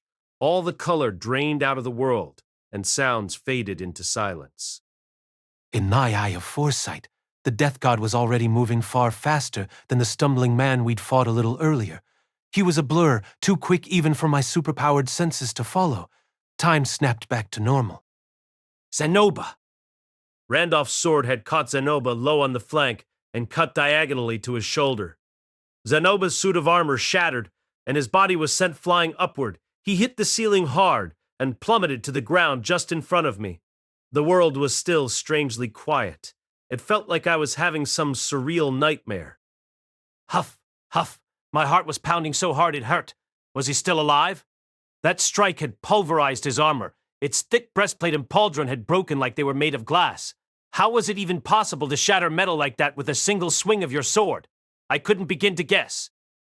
To think my armor-crushing slice could be endured. With those words from the death god, my hearing finally returned to normal. It was true. Upon closer inspection, there wasn't a scratch on Zanoba. The tunic under his armor was slashed cleanly through, but there was nothing but a bluish bruise on the skin beneath. With a groan, Zanoba pushed himself to a sitting position and glared fiercely up the stairs at Randolph. You're quite the impressive specimen, oh blessed one. It would seem that slicing you to pieces may not be practical. The death god met his gaze from above, that horrific smile stretched firmly across his face. Then he slowly slipped his sword back into its sheath. That said, I'm no adherent of the sword god style. I feel no pressing need to use my blade exclusively. You're quite vulnerable to fire magic, as I recall. King Pax mentioned something of the sort. Oh hell, he can use magic too? But at least Zanoba's armor should nullify any fire. Wait, damn, there's no way that enchantment's gonna work when it's all smashed up like this. Zanoba was back on his feet. The man still hadn't given up. He picked up his club and put one foot on the stairs, tensing for another charge. Roxy got up as well. She stepped forward with her staff raised, ready to support Zanoba and placing herself protectively in front of me. Finally, I got to my feet. Zanoba was one very stubborn man. He might keep fighting until Randolph literally killed him. I couldn't sit back and let that happen. Plus, I couldn't allow any harm to come to Roxy. If she died here, I'd die too, in spirit, at the very least. You haven't given up, then, said Randolph, studying us with no particular emotion in his eyes. He hadn't assumed any stance, nor was he chanting the incantation for a spell. He was just standing there, confident and relaxed. It seemed he had no intention of launching an attack before we did. He'd claimed we were putting up a respectable fight. What a joke. It felt like he was taking it easy on us. The man had nullified my entire barrage of stone cannon spells. He could have canceled out all our magic from the very start, but instead, he'd let us cast at him and teased me into carelessness. He could very well have other tricks up his sleeve as nasty as the first one. What had Orsted told me again? When you want to defend, attack instead. When you want to attack, defend. Could that mean my current hesitation was exactly what the Death God wanted? I couldn't tell. I had no idea how to proceed. He had me second-guessing every single thought. Roxy's necklace was gone. So was Zanoba's armor. We had no idea what kind of tricks our enemy was capable of, and even the version 2 might not protect me from even one attack. This wasn't going to work. It just wasn't. We needed to back off, at least for now. But what about Zanoba? I had to talk him down. If that didn't work, I'd have to knock him senseless from behind. Then we could fall back to the version 1 and regroup for another try. You understand now, Zanoba? This is hopeless. If you keep charging straight at him, you're gonna die. But Master Rudeus, Pax could be... The Death God was waiting for something here. We've got some time to work with. Let's regroup and come back with a plan. I saw Zanoba hesitate. On some level, he had to know we stood no chance right now. Oh, are you leaving now? What a pity. I think His Majesty will be finished up quite soon. Ignore him. It's another trap. Yeah, we'll be back soon, though. I'm sorry for attacking you so suddenly, all right. I guess we got a little carried away. Do you think you could find it in your heart to let us leave for now? I wasn't expecting this pathetic whimpering to work, of course. Even as I spoke, I was steadying my breathing and looking for some sign of how he might react. Most likely, we'd have to fight to retreat back to the magic armor along the route we'd taken here. Once we got to it, we could finally turn on our heels in battle. If he chose not to chase us all the way, so much the better. Well, if that's what you want, go right ahead. Huh? Wait, he's just gonna let us walk away? That was a bit anticlimactic. Randolph's actions didn't seem especially coherent. What was it? Sir Randolph, what instructions did the man-god give you anyway? None whatsoever. I've never met him in my life. What? But you said you knew his name? A relative of mine was acquainted with him some time ago, and I learned the name from him. That's all there is to it, really. I've never seen this man-god or communicated with him in any way. Oh, hell. So that means you're not one of his disciples? I'm not sure exactly what the term implies, but I suppose not. God damn it, I jumped to conclusions. What is the matter with me lately? Does that mean you're not an enemy of King Pax, either? I am a staunch ally of both King Pax and his Queen Benedict, I assure you. They were the only ones to ever compliment my cooking, you see. So there isn't some weird ritual going on inside there or anything? And you're not just buying time until it's over? Well, suppose you could call it a ritual of sorts. But I'd rather not elaborate with such a young lady present. The Death God's eyes darted in Roxy's direction as he spoke, and she scowled at the patronizing comment. To be fair to Randolph, she really didn't look like a woman with a husband and a child. Anyway, as much trouble as I was having with processing all this, it seemed this fight had been totally unnecessary. And in that case, I probably owed the Death God an apology, didn't I? Yeah, sure felt that way. Okay then. I'm sorry for jumping to conclusions. It sounds like we're on the same side here. Let me apologize again for attacking you like that. No, it was my fault as well. I should have explained myself more clearly. Wow, what a nice guy. Glad we got all that cleared up. Ugh, wait a second. What if all of this is just another part of his act? What if he's just buying time while he charges up his super insta-kill move or something? Okay, dumb example. But you never know. Damn it, I can't even think straight anymore. If this really is the next number in his Puppet Master act, he's got me doing the tango on his palm. Oh! Just as I was getting myself all worked up again, Randolph glanced backward and visibly relaxed. I didn't let my guard down a bit, of course. I wasn't about to let myself get careless now. It seems it's over. Over? What's over, Randolph? Our lives? Come now, there's no need to be so wary. I have no intention of killing you three. Aha, very believable. Didn't you say something about a fatal blow before? Maybe I was hearing things? I suppose you've got me there. I must say, you're quite the wit, Sir Rudeus. Oh, good. I'd amused Mr. Skullface. Not that I'd been trying to. In any case, King Pax ordered me to let no one enter until the thing was finished. And now it is, so I fulfilled my task. Please feel free to enter. Returning his sword to its place at his hip, Randolph settled back onto his chair with a little sigh. Could this be another trap? Maybe he planned to cut us all in half the moment we walked past him. Seemed plausible to me. Does the thought of showing me your back disturb you? I suppose I could excuse myself for a moment. That won't be necessary. We'll take you at your word. And so, inspired by my friend's brave example, I finally decided to believe that the fight was truly over. Our battle against the Death God had ended as awkwardly as it began. The king's chambers occupied the top floor of the royal palace. It was the finest suite anyone could have asked for, an extravagant testament to the kingdom of Shirone's wealth. The walls were lined with paintings. Beautiful statues stood on finely crafted desks, and near the back of the room there was an enormous canopied bed. The thing had to be almost 5 meters wide. Mushoku Tensei Volume 19, cast by Artale Studio. If you are interested in creating your own audio drama like this, please visit www.artale.ai and use promotion code ARTALE to activate your account. Now, enjoy the story. The sheets were rumpled. In the middle of the bed, a blue-haired girl was wrapped in them, sleeping quietly. It was Queen Benedicta, and judging from the clothing scattered carelessly on the floor nearby, she was lying there naked. A familiar scent hung in the air.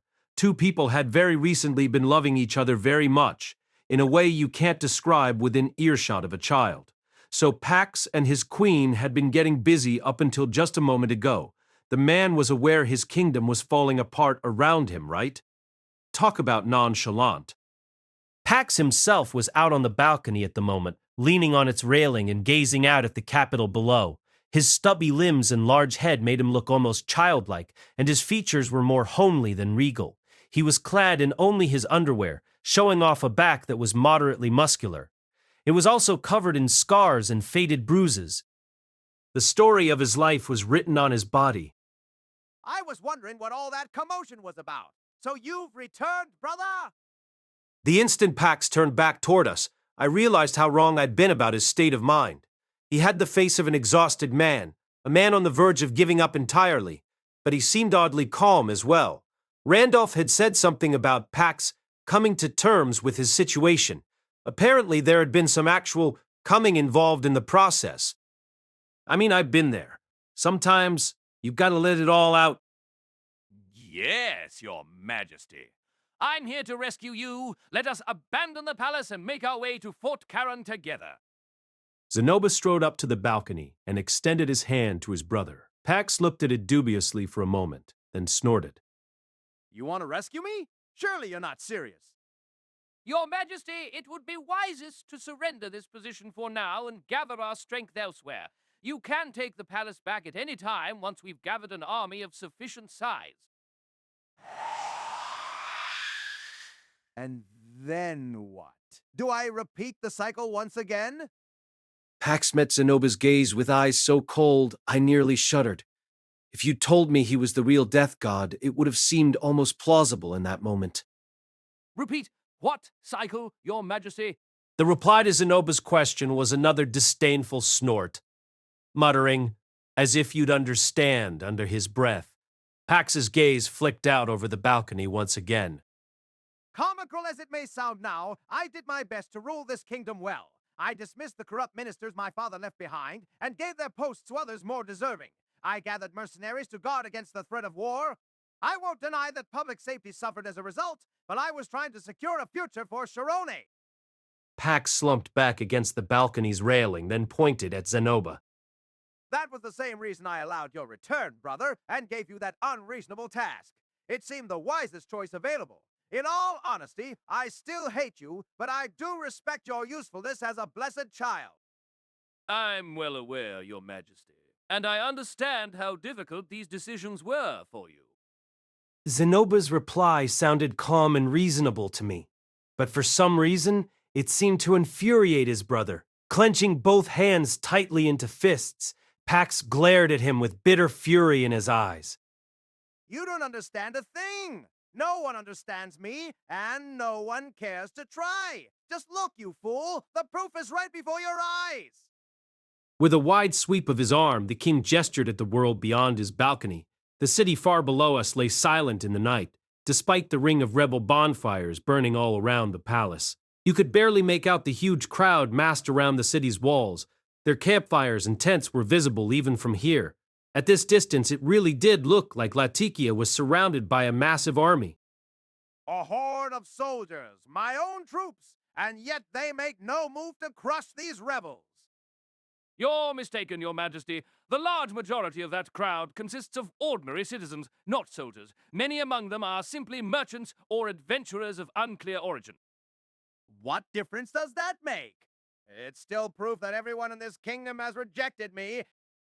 I was starting to feel a bit alarmed, but forced myself to keep looking on in silence. This wasn't the time for me to speak. Zanoba was the only person here who might be able to calm his brother down. That's simply not true. Not all your subjects have turned against... Don't patronize me! You yourself could have led an army to this city, but instead there's only 3 of you, and the other 2 are here to keep you safe, not me! Isn't that right? Well, Pax wasn't wrong about that. I'd been opposed to helping him in the first place. In all honesty, I didn't care much what happened to him, or even to Shirone. I was here because I didn't want Zanoba to die. Period. That's what I thought. It's always been this way. No matter how hard I try, no one gives a damn. Whenever I convince myself I've succeeded, everything crumbles apart mere moments later. My efforts always backfire in the end. Always! Pax paused his diatribe for a moment, just long enough to jab an accusing finger in Roxy's direction. Roxy! Startled by the sudden attention, Roxy froze in alarm and made no reply. You know what I mean, don't you? Or have you forgotten entirely by now? What? Think back to the moment when I mastered my first intermediate level spell! Roxy's eyes darted around uncertainly. Did she even know what he was talking about? I studied to the best of my ability. I practiced, and when I finally succeeded, what was your reaction? Well... From what I could see out of the corner of my eye, Roxy seemed completely flustered by this question. I couldn't tell if it was because she'd forgotten all about this, or because she remembered all too well. You sighed, damn you! Well... As I celebrated my accomplishment, you sighed at me! You might as well have come out and said it. About time. Took you long enough. Do you have any idea how crushed I was? Roxy's eyes went wide, and she bit her lower lip. Was this story actually true? It was incredibly hard to believe. She'd always been so happy for me every time I made the slightest progress. And still, despite it all, I adored you. You treated me less dismissively than almost anyone I knew.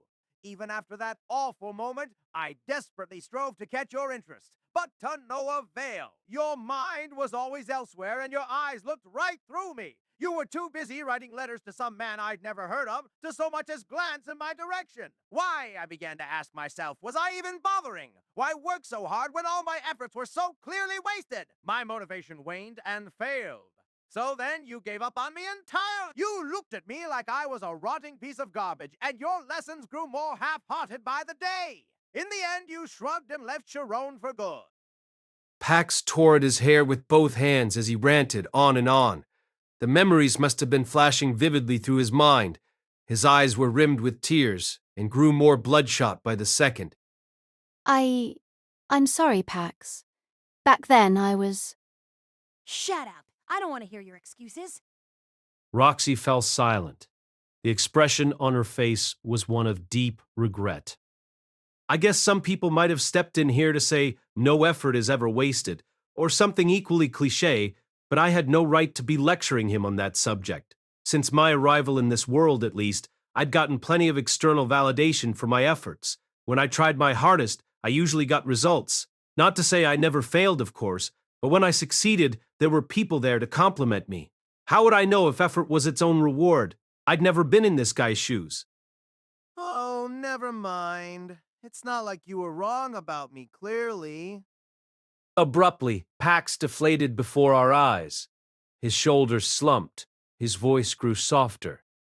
His Majesty handed me the kingdom of Shirone on a platter, and look what I've made of it. No one rallies to my banner. Instead, they flock to join a rebel army in the name of some random child who may not even be a prince. And in their uprising, I've lost all the knights the King Dragon Realm entrusted to me. I can only imagine His Majesty's disappointment. Pax smiled in bitter amusement. Tears flowed freely down his face. In the end, I suppose it was only Benedict who ever truly cared for me. She loved me as I was, for what I am. Words never came naturally to her, but she smiled for me, and that meant the world. It seemed that Pax's earlier bellowing had been audible from the ground. I was starting to hear the murmurs of distant conversation from the bonfires around the palace. Maybe some of the soldiers had spotted Pax up on the balcony. Tell me, brother, what should I have done? I would not presume to say. However, I imagine killing all our siblings went a bit too far. Yes, I suppose that's true. But if I'd let them live, I think they would have started another rebellion much like this one. You may be right. In any case, everyone makes mistakes, and once you've reflected on them, you can apply the lessons you've learned to your next endeavors. The words echoed through the king's chambers, filling the entire floor with Zanoba's cheerful voice. You had to hand it to him. The man had an amazing ability to ignore even the heaviest of moods. It seems I'm incapable of that. All I ever do is repeat the same mistakes over and over. The slow, steady way Pax shook his head in that moment looked exactly like the way Zanoba did it sometimes. The two of them were completely different in appearance, but they had a lot of mannerisms in common, at least. Randolph? Yes, Your Majesty. I startled. Just a little. The man was standing right behind me, and I hadn't even noticed his approach. Kind of unnerving, you know? What with the whole always stands behind his prey thing. Proceed as I instructed earlier, please. Your wish is my command, Your Majesty. Good. What were these instructions he'd given earlier? Were we about to find ourselves back in battle with the Death God? Our positioning was terrible, if so. He had gotten way too close. Without the version 1, it would be a tough fight anyway. But if the fight started at point-blank range, we didn't stand a chance. All these thoughts flashed through my head instantaneously. But before I could react in any way, Pax hopped up and over the railing of his balcony. What? Wait! This is the 5th floor. Is he... Huh? He jumped off the damn balcony? Zanoba sprinted forward. There wasn't the slightest chance he'd make it in time, but he ran anyway, his hand outstretched desperately. He grabbed hold of the railing with both hands and leaned forward, and his momentum ripped the metal off the balcony, sending him tumbling into the air. Zanoba! There! My heart pounding with panic, I spun around and ran out of that room as fast I could. We found them in the palace gardens. Zanoba was kneeling in the dirt, his face blank with shock, cradling his brother's lifeless body in his arms.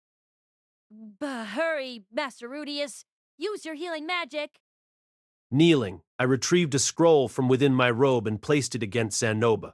The fall from the 5th floor had left him visibly bruised and battered. No. Use it on Pax.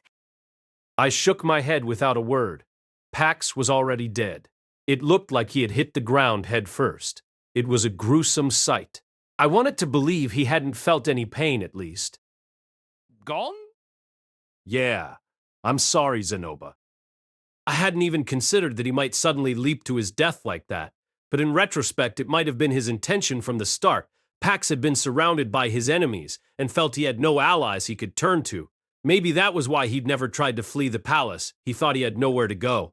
Maybe he'd anguished over the situation for days on end, ultimately deciding he was a complete failure as a king. Maybe he was ready to die from the moment we walked in that door. Master Rudeus. Still cradling his brother's body, Zanoba looked up into the night sky. The top floor of the palace was visible far above. A beautiful full moon hung in the sky beyond it. There was no king in that majestic castle now. It was nothing but an empty shell. How could I have failed so completely? I didn't know what to say. Were all my efforts simply meaningless? No, you did everything you could, Zanoba. I mean it. Pax hadn't recognized his brother's efforts for what they were. He was desperate for others to acknowledge his own hard work, but couldn't do the same for Zanoba. I mean, in all honesty, it felt like the man was barely even aware of Zanoba as anything except another piece on his chessboard. But that could have changed over time. Pax could have eventually learned to trust Zanoba. I'd always thought of Pax as an irredeemable scumbag, but even so, I felt like Zanoba would have gotten through to him eventually. Why? Why did it have to come to this? I wish I knew, Zanoba. For a little while after that, Zanoba brooded wordlessly. He eventually looked up at me with the expression of a man who just remembered something. Could it be that this, too, was the man god's doing? I still had no idea what strings the man god had been pulling. None of his disciples had revealed themselves. But in the normal flow of history, Pax was destined to turn this kingdom into a republic eventually, following a few twists and turns. Now those events were never going to happen. If the man god was involved, that was probably the reason. Maybe his one and only goal this time had been to cause the death of Pax. That pixelated bastard could see the future. He didn't have to send someone to murder you if he could set off some series of events that he knew would drive you to despair and suicide, right? Well, maybe. To be honest, that sounded like a really slow, roundabout way of doing things. Maybe the man god had played no direct part in anything that occurred here over the last few weeks. But in hindsight, there was one thing I knew for sure. He'd arranged for my first visit to this kingdom many years ago. That directly resulted in Pax's exile to the King Dragon Realm. And according to Orsted, the Republic of Shirone would cause the man-god problems in the future. He'd acted to prevent it from coming into existence at least once. It seems safe to assume that he'd always been looking for ways to deal with Pax, one way or the other.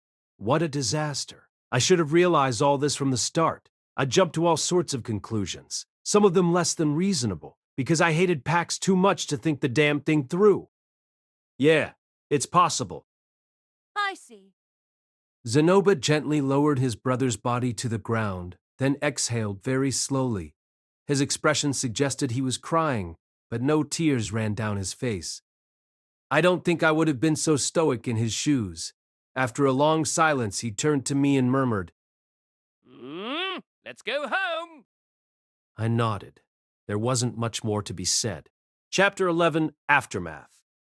I suggested we cremate Pax. Incinerating what was left of his remains and burying him seemed the best choice to me. That was, after all, one of the most universally common ways in this world to hold a memorial service for someone who'd passed. Zanoba shook his head and stopped me before I could go through with it. He reasoned the rebellion wouldn't end if they didn't have Pax's remains. His voice was flat and unaffected as he elaborated that it would be better to leave him intact instead, so that chaos reigning within Shirone could finally subside. Pax had been a king for however short his reign had lasted. I didn't think it was right to hand his corpse over to the rebels, but there was something indescribably persuasive about the way Zanoba talked me down. In the end, I made no further argument, instead using my water magic to at least clean Pax up before we carried him back up to the 5th floor. By the time we arrived, we found Randolph with Benedicte draped over his back and luggage in his hands. Roxy had apparently helped him. Per Randolph's request, she had dressed the naked girl and fashioned the sheets into straps to keep her safely secured to his back. Once she was done, she'd snatched the clothes from the closet and stuffed them into a bag for Randolph to take with him. She did this all without uttering a word. What of His Majesty? Dead. I will hand his remains over to the insurrectionists in order to put an end to their rebellion. Randolph's expression remained placid, revealing nothing. That was the biggest indication to me that he already knew before he'd even asked. His Majesty requests I take his queen with me and escape. that I might deliver her safely back to the King Dragon realm. I was even more confident now that he had to have known that Pax was contemplating suicide. Much as I wanted to demand why he hadn't stopped Pax, I had no right to drill him about it.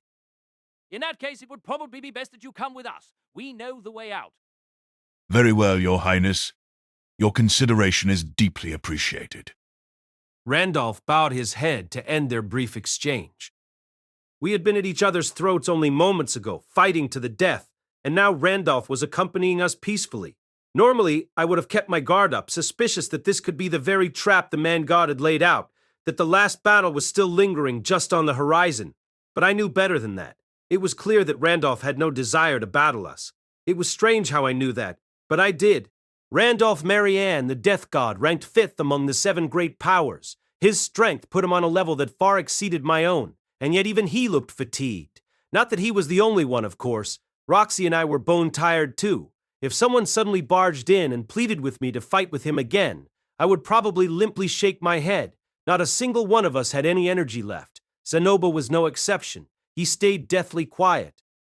In total, our group numbered 4-5 if you counted Benedicte. We lumbered down the stairs, our footsteps heavy, as we made it through the exit tunnel and its narrow passages to make our escape. It was still pitch black outside, hours away from dawn breaking, when we made it back to the watermill. My lamplight spirit raced through the darkness, illuminating the way until its light hit upon the magic armor we'd left sitting beside the watermill. Is this the fighting god's armor? He stared up at it, dumbfounded. No, this is something Zanoba and I put together. It's a magical implement, magic armor as we call it, used for intense battles. Oh, is that so?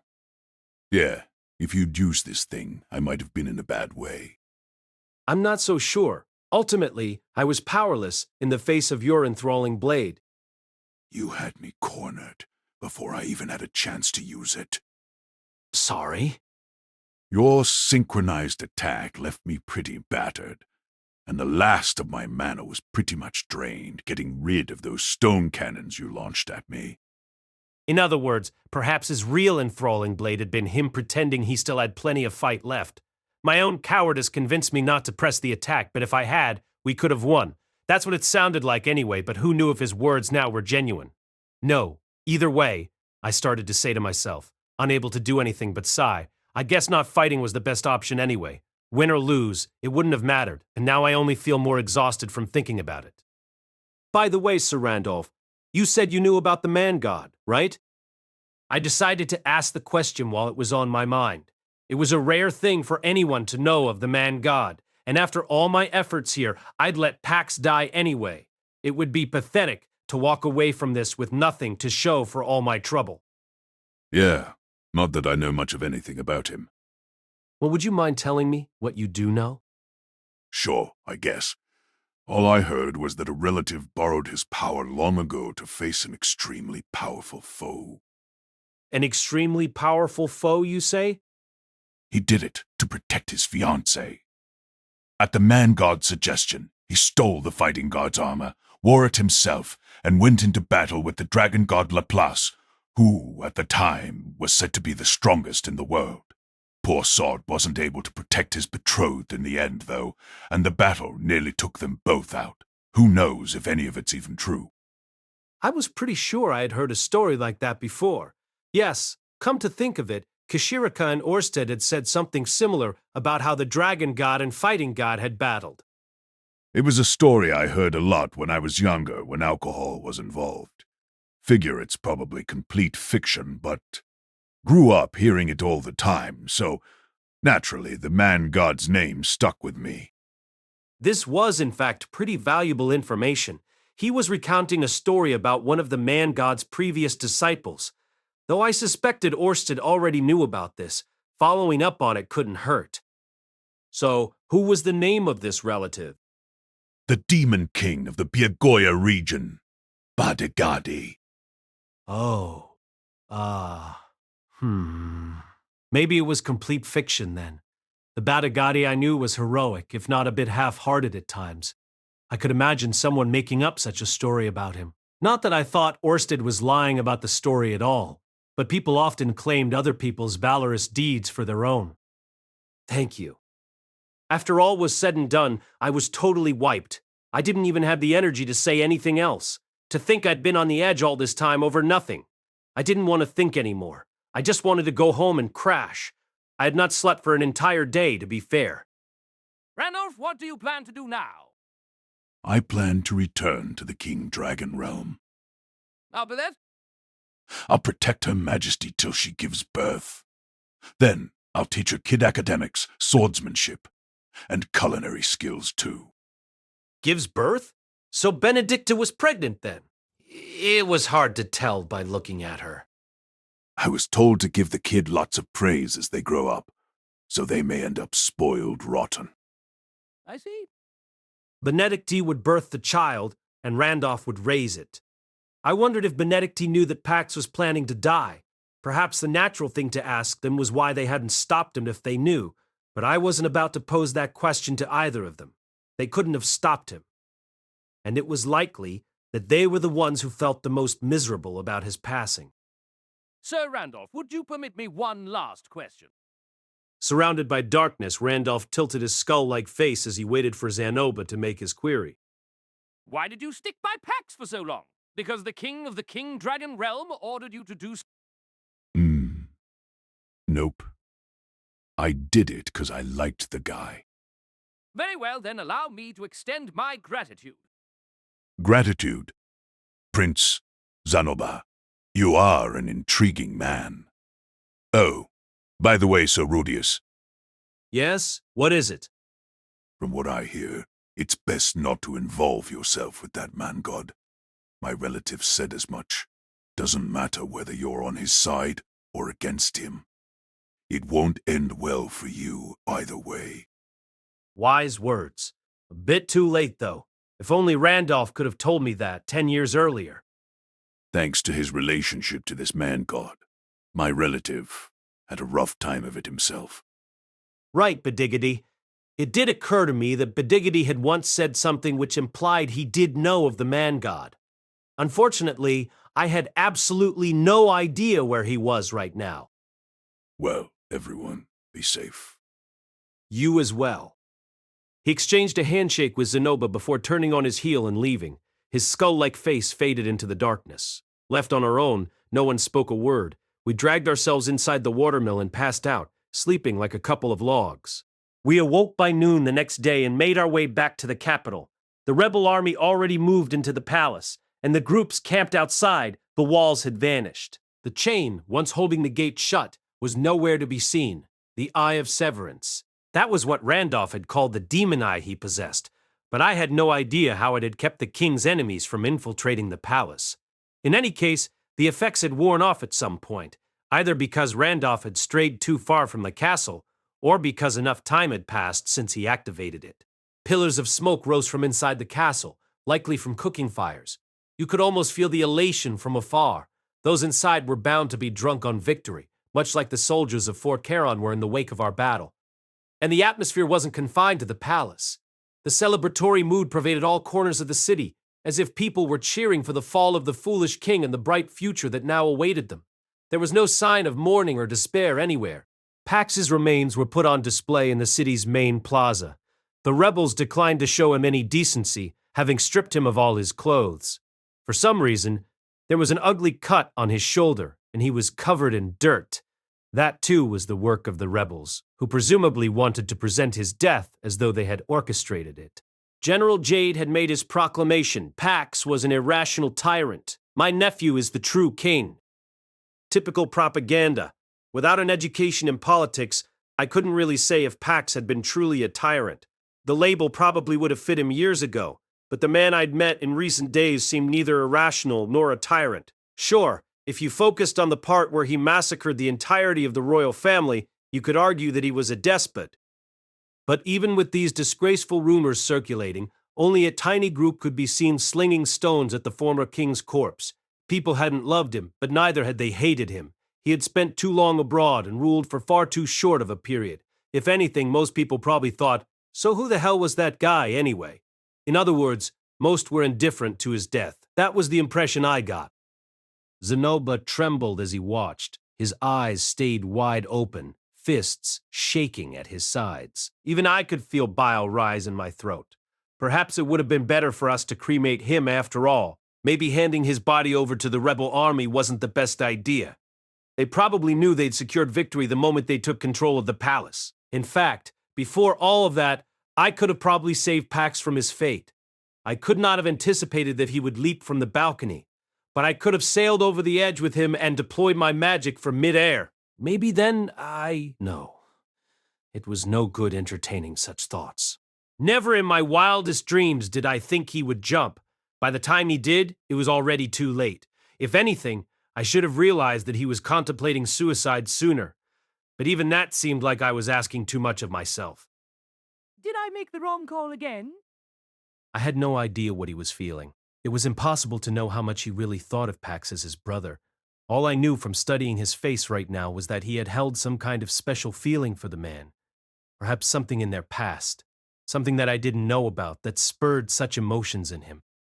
I don't know, but seeing this should discourage people from trying to oppose the next king. And I guess the country will be more stable now?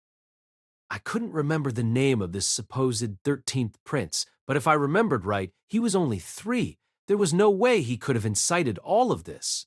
General Jade must have been the instigator. I understood why he did it, but that didn't mean I liked it.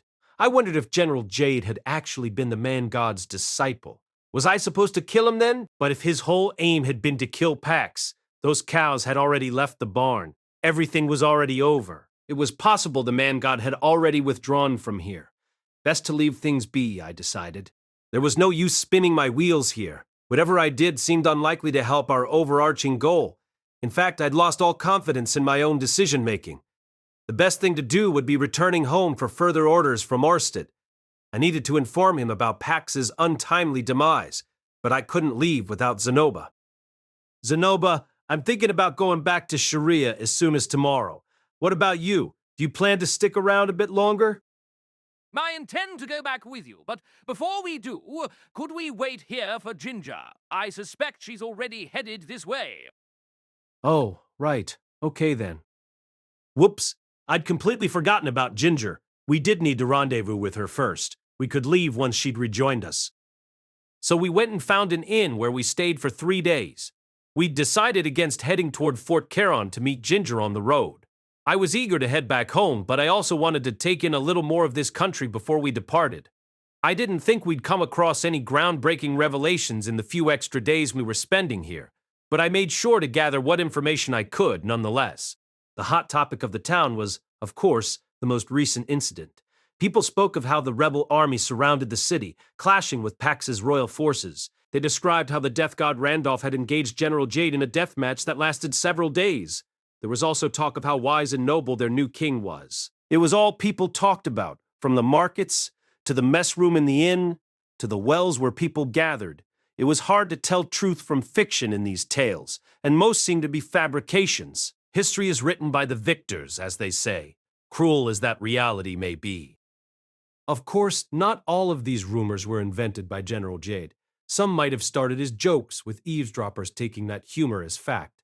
Judging by how quickly the rumor mill worked, these whispers had probably already started while the enemy army was still camped outside the palace. People loved theatrics, after all. They do say truth is stranger than fiction. From my experience, reality was strange, but also mercilessly and depressingly unforgiving.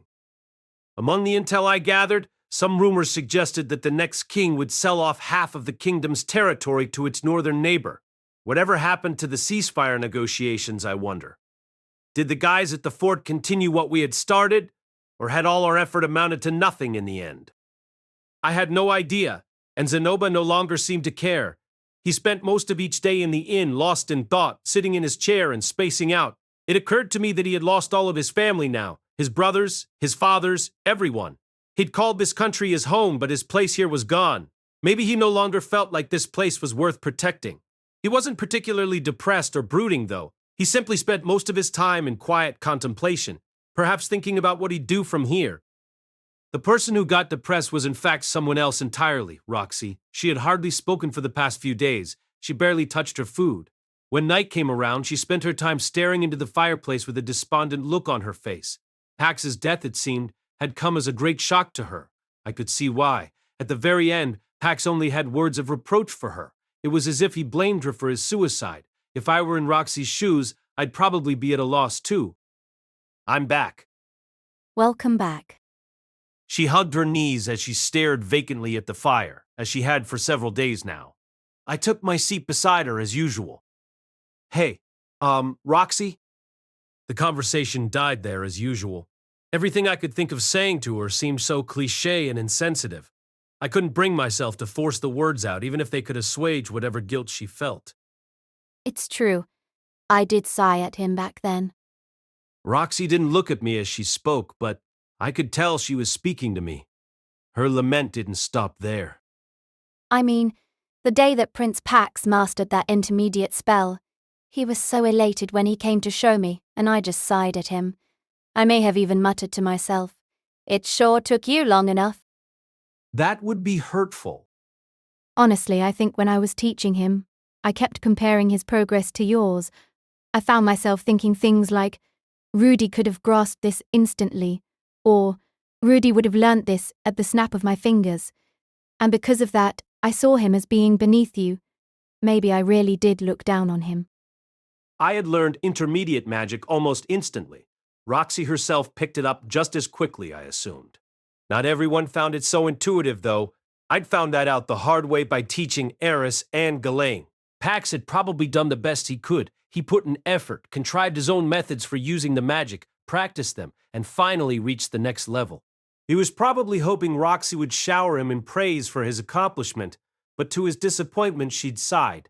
If Roxy had done the same thing to me back when I was living in Buena Village, then, well, I probably wouldn't respect her the way I do now. I might not have married her either.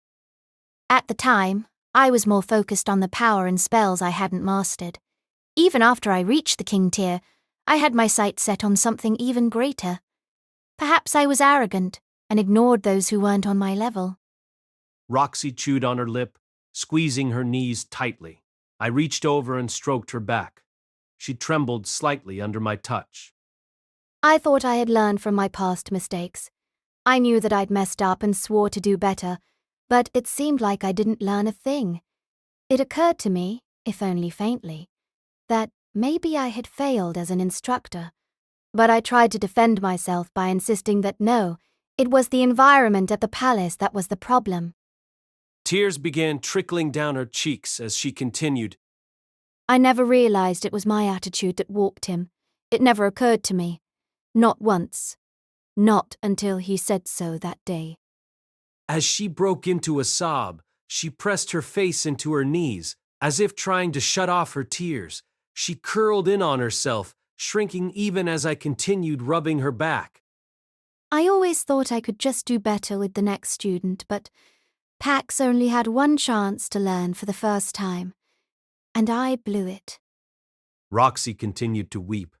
I kept comforting her, letting silence fall between us. The only sound in the room was her sobbing. She was still trembling under my touch, but I didn't let that stop me. After a while, the tears subsided. When she lifted her head, her eyes were red and bloodshot. Rudy, do you really think it's okay for me to continue being a teacher after this? How was I supposed to respond to that? I didn't know. I wasn't a teacher. The only thing I thought of was the one word I'd used to address her so long ago. Teacher. The next words I had were superficial, plucked right from the pages of some manga or a video game. I couldn't remember which. Maybe it was self-aggrandizing for me to say it. Maybe it would only provide empty consolation. And maybe I was only trying to obfuscate the problem. My teacher, you haven't failed. You've only gained more experience. Others might judge differently, but I didn't think it was wrong to say this. As long as you don't repeat the same mistakes, then your other students will grow into amazing adults and find happiness of their own, just as I did. Roxy stared at me. I studied her, the blue hair, the blue lashes, and those tiny, trembling lips. These were all things that I couldn't have at one point in my life, but now things were different. Rudy, are you happy? Yes.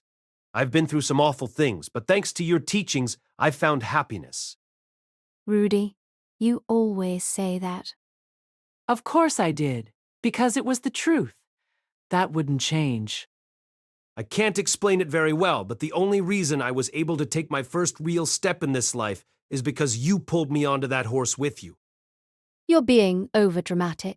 I'm sure that's because it was so long ago, and you've convinced yourself it's a bigger deal than it really was.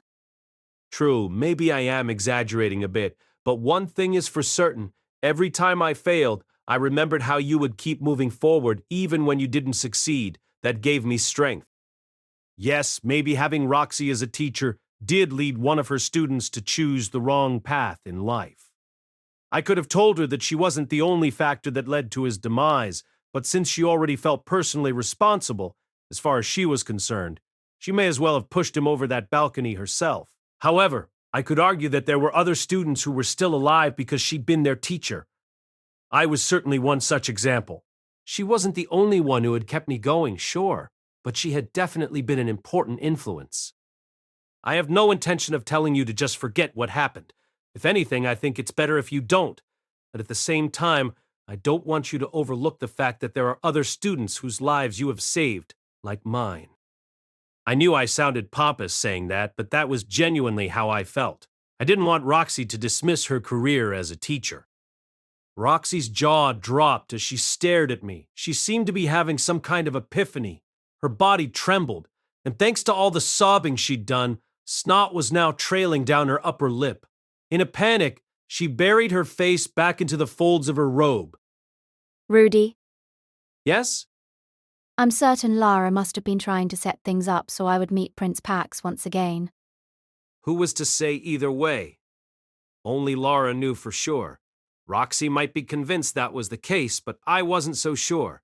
Yet, despite my reservations, I said, "Yeah, I'm sure that must be it." Roxy continued weeping for a while after that. I stayed beside her the entire time. But by the time the sun rose the next day, she was in better spirits than she had been for a while. 5 more days passed. General Jade made arrangements for the coronation. He planned to make a grand affair of it, though I doubted if the country's coffers could fund it after all the financial strain between the coup and the hostilities with their northern neighbors. I understood the importance of putting on a show to make the change in leadership clear. As whispers of the coronation plans spread, we finally managed to rendezvous with Ginger. After we left Fort Karan, she'd remained until she recovered enough of her stamina to catch up with us. Since she had exerted her horse well past its limits, she needed to find a new mount, which slowed her journey to rejoin us. As she figured out what happened, in between seeing the situation in the capital and hearing our version of events, her expression stiffened, as if she thought it natural how things panned out. But almost as quickly, her face turned blank once more, and she muttered an innocuous, "Oh, I see." I couldn't blame her for not being torn up about Pax's death. He'd done horrible things to her. But that didn't make it any less depressing. Well then, Your Highness, what do you plan to do now? Zanoba hummed thoughtfully, considering the question. I assume you most likely intend to continue protecting the kingdom. Although Ginger's expression betrayed no emotion, her voice trembled slightly. Pax was dead. There was no longer anyone here who might threaten Zanoba's life. Yes, the next monarch might view him as a potential threat, but General Jade was a shrewd man. He wouldn't hold a personal grudge against Zanoba for his brother's misdeeds, and he would see the usefulness of having a blessed child on their side. There were still risks, but at least General Jade was someone who could be reasoned with. He would be much easier to handle and serve than Pax, if that's what Zanoba chose. No, I will be returning to Sharia. After a short pause, Ginger nodded emphatically, suppressing a smile as she said, Understood. I always thought she wanted him to be a shining example of royalty and abide by the duties that entailed, but her reaction told me she was more interested in seeing him healthy and whole. I was relieved, honestly. I'd managed to achieve my initial objective, keeping Zanoba alive, yet as I gazed at his face, my stomach twisted. Ginger, I am considering abandoning my country. Abandoning your country? Oh, you mean defecting? A fine idea. Randolph Kingdom would surely welcome you with open arms. Perhaps if Lord Rudeus were to put in a good word, a Sora Kingdom might even... No, I don't mean defecting. I am considering relinquishing my status as royalty. We'll let people think I died in the course of this rebellion, and I will return to Sharia not as third Prince Zanoba Shirone of Shirone Kingdom, but simply as Zanoba. And that, I believe, is how I shall spend the rest of my days. Ginger's face clouded over. She probably disapproved. I had no idea what it really meant to discard your status like that, since I'd never possessed that kind of status to begin with. After another short pause, she finally said, I think that is also a fine idea. To my surprise, she didn't oppose him. Zanoba had lived a good life in Sharia. He would only lose face by returning to Shirone now. Even if he defected to another country, they would most likely use him for the power he had as a blessed child. If those were his only options, perhaps it was best to abandon his status so he could live the way he wanted. Not being royalty anymore might be financially difficult, but I could help him there. He could become a specialized mechanic for my magic armor, and I could pay him a salary to maintain it. If that didn't appeal to him, he could do some kind of job in our mercenary company instead. Indeed. Ginger, you have been a faithful retainer. You honor me with those words. Zanoba nodded, looking pleased with himself. For her part, Ginger seemed relieved. Having said all that, what do you plan to do now? Why, I plan to continue serving you the way I always have.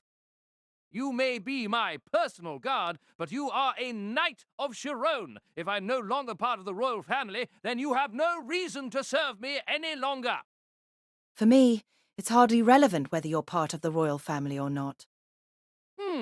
But I won't be able to pay you, you realize? If I remember correctly, you have been forwarding your payments to your family, yes? They have all since grown and become independent. There's no one I need to financially support anymore. The sharpness in Zanoba's tone dulled as they continued arguing back and forth. You also realize that if you remain in my services for much longer, your chances of finding a suitable partner for marriage will wane, don't you? Come to think of it, how old is Ginger anyway? I'm pretty sure she's already missed the prime marriage age, at least as far as this world is concerned. Marriage! Her chin rose as she lifted herself so that she was on both knees. Then she threw her arms open wide. At first I wondered what she was doing, but then she threw herself forward, slamming her fists against the ground. It looked like she was prostrating herself. Perhaps this was the biggest sign of respect one could show in Shirone. It would make sense, given that Zanoba often did the same thing. Lady Minerva made a direct request that I look after you. It doesn't matter whether you're royalty or not. Nor do I care if I stay at your side in the capacity of a mistress instead of a knight. But I beg of you, if you're truly concerned for me, please, keep me with you. Her declaration was so sudden that I couldn't hide my confusion. Minerva, if I remember right, that's the name of Zanoba's mother. I hear you, Ginger. Lift your head. Ginger did as she was commanded, eyes shimmering with unshed tears. If you're truly that insistent, I will not push you away against your will. However, I will also not treat you as a knight or even a retainer. From now on, you will be my supporter. Understood? Yes, sir. The tears finally spilled over, racing down her cheeks as she answered, and then she lowered her head, prostrating herself once more. I couldn't decide if it was a beautiful sight or not. From the outside, it seemed so surreal. In any case, Zanoba had decided he would return home. Our mission here was done. I couldn't say we'd pulled it off without a hitch. We hadn't really solved any problems. The whole thing left a bad taste in my mouth. Not only was I despondent over my failure to save Pax, but it also seemed like all the effort we'd put in had been for naught, leaving only stress. Lingering sentiments aside, it was over and done with. Time to go home. Chapter 12. Zanoba's Chosen Path. There was a time when I couldn't discern the difference between humans and dolls. The only difference was that one spoke while the other didn't. When I grew a little older, I was able to distinguish between them a little more, but they still felt the same to me. If you grabbed a human and swung them around a bit, their arm or their head would pop off just like a wooden puppet. I loved dolls. All dolls. Yes, there were some that were better made than others, but I adored even the inferior ones. In fact, the only type of doll I didn't like were humans. Despite being exactly like dolls, all they did was complain and try to rob me of my freedoms. I hated them. It wasn't until I met my master that my view of them began to change. Even then, the shift was gradual. After he left, I headed for the magic city of Sharia, where the two of us reunited.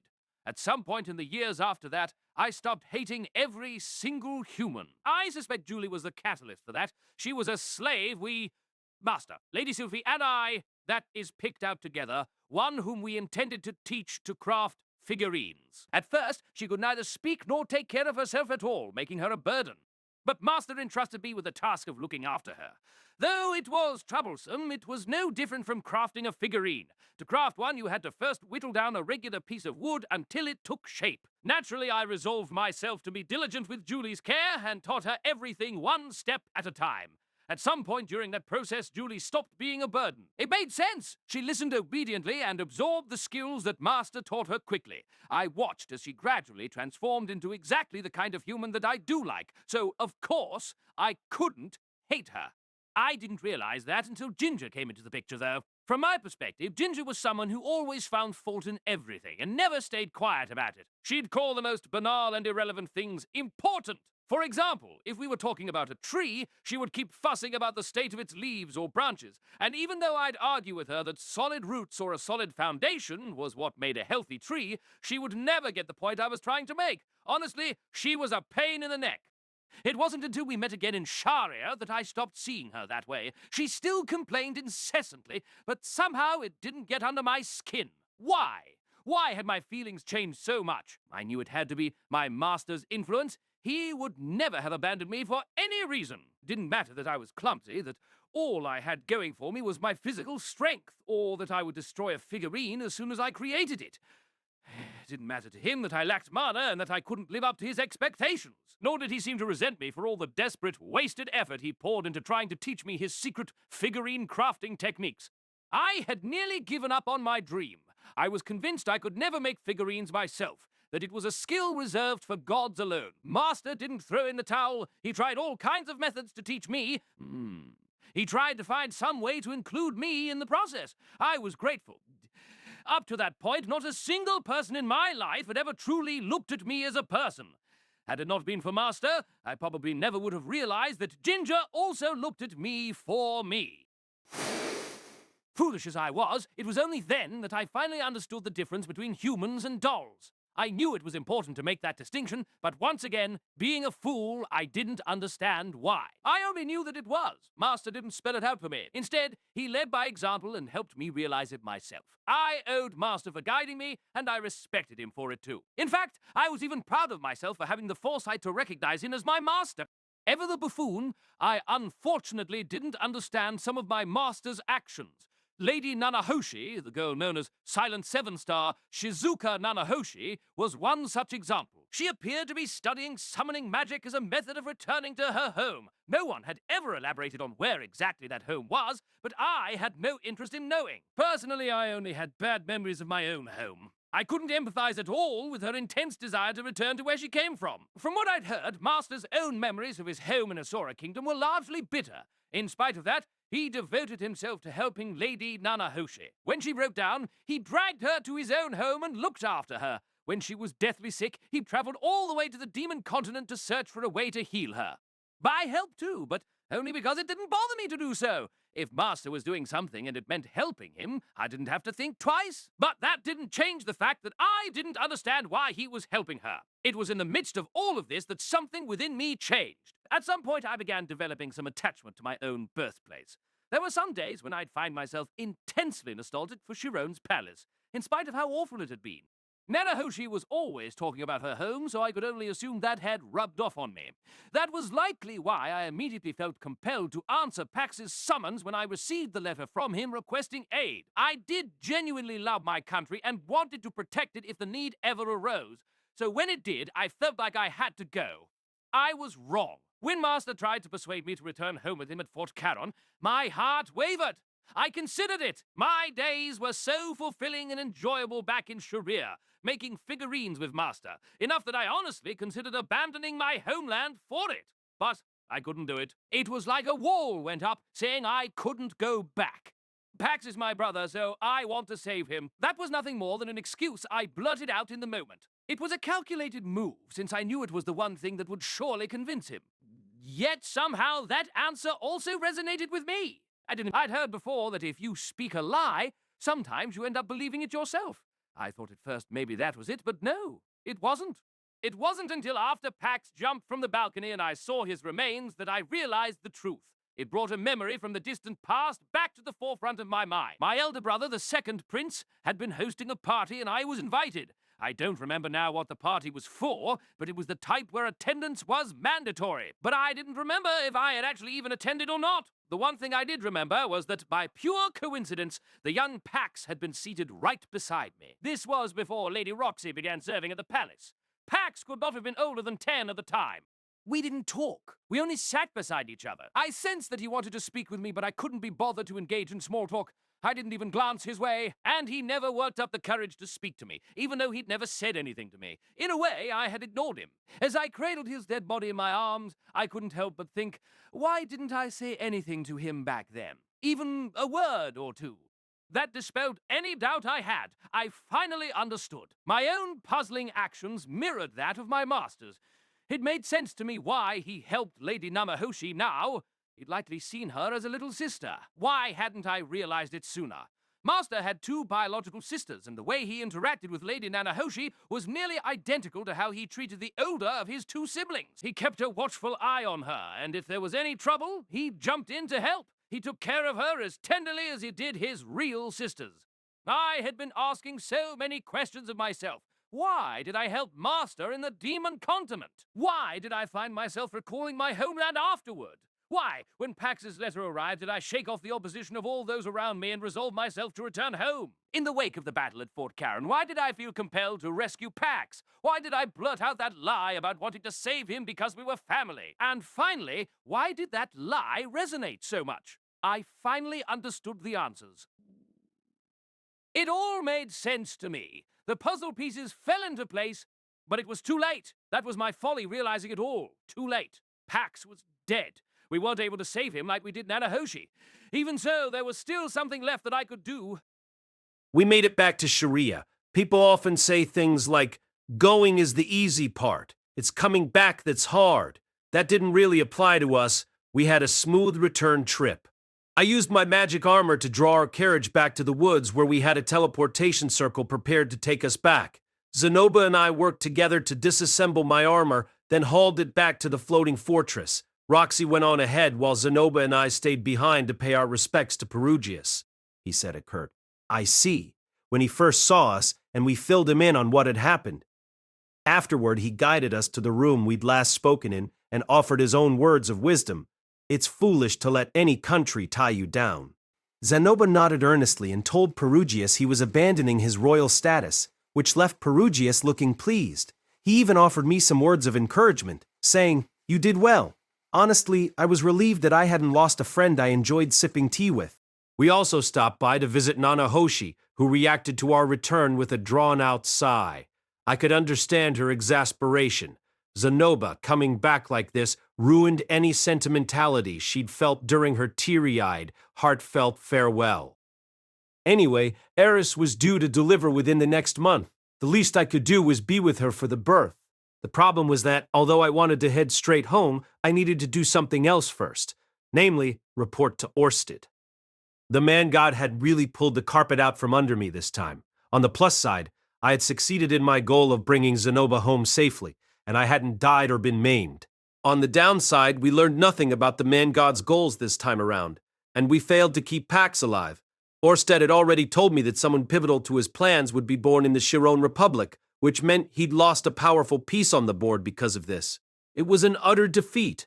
Perhaps our return had been a bit premature. Maybe it would have been better to stay for a little longer and influence things so that Shirone would still wind up becoming a republic.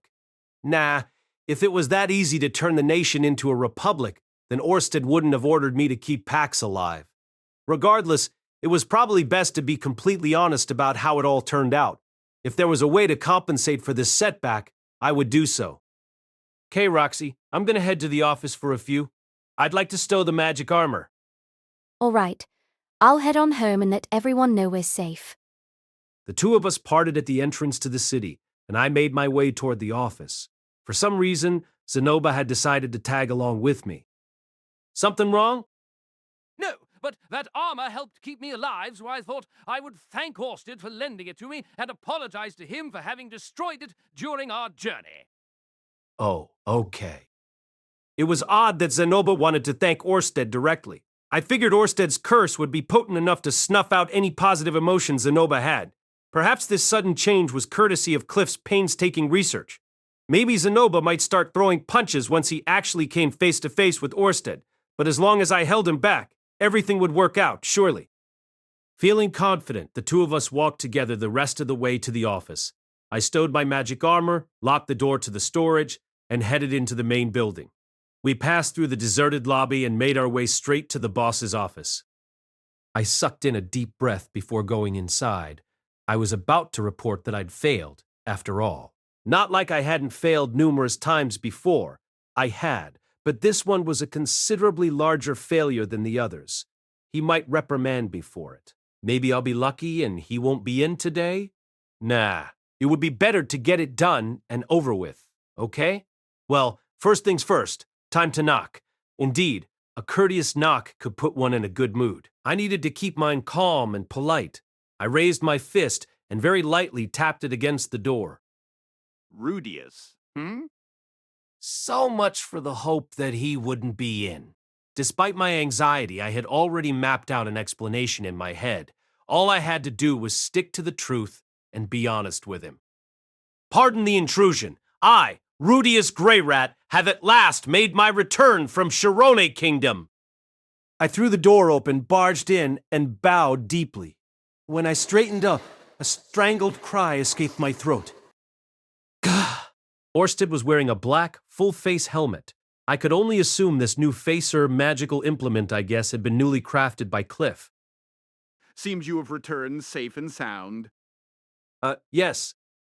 His appearance had taken the wind out of my sails, but I carried on. I had resolved to give a most sincere, accurate report about my mission's failure. Yes, indeed. All I had to do was say, Sir Orsted, I achieved absolutely, positively nothing. Hold up, that doesn't seem right. Allow me to give you my report. I launched into a matter-of-fact overview of the events that transpired. I noted all the things I had been wary of, plus whatever signs I hadn't noticed at the time. As I spoke, I was careful to keep a level head and lay out every detail one by one, so it wouldn't be a problem if he wanted to be nitpicky. My report had a rhythm to it.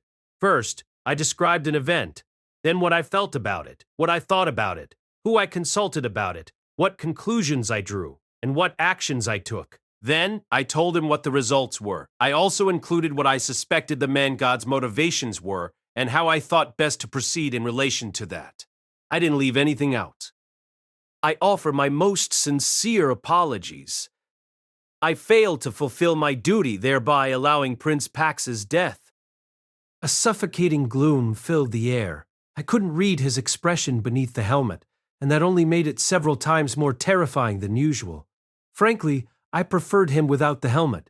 Actually, while we're on the subject, why is he wearing that thing anyway? Couldn't he just, I don't know, take it off for me?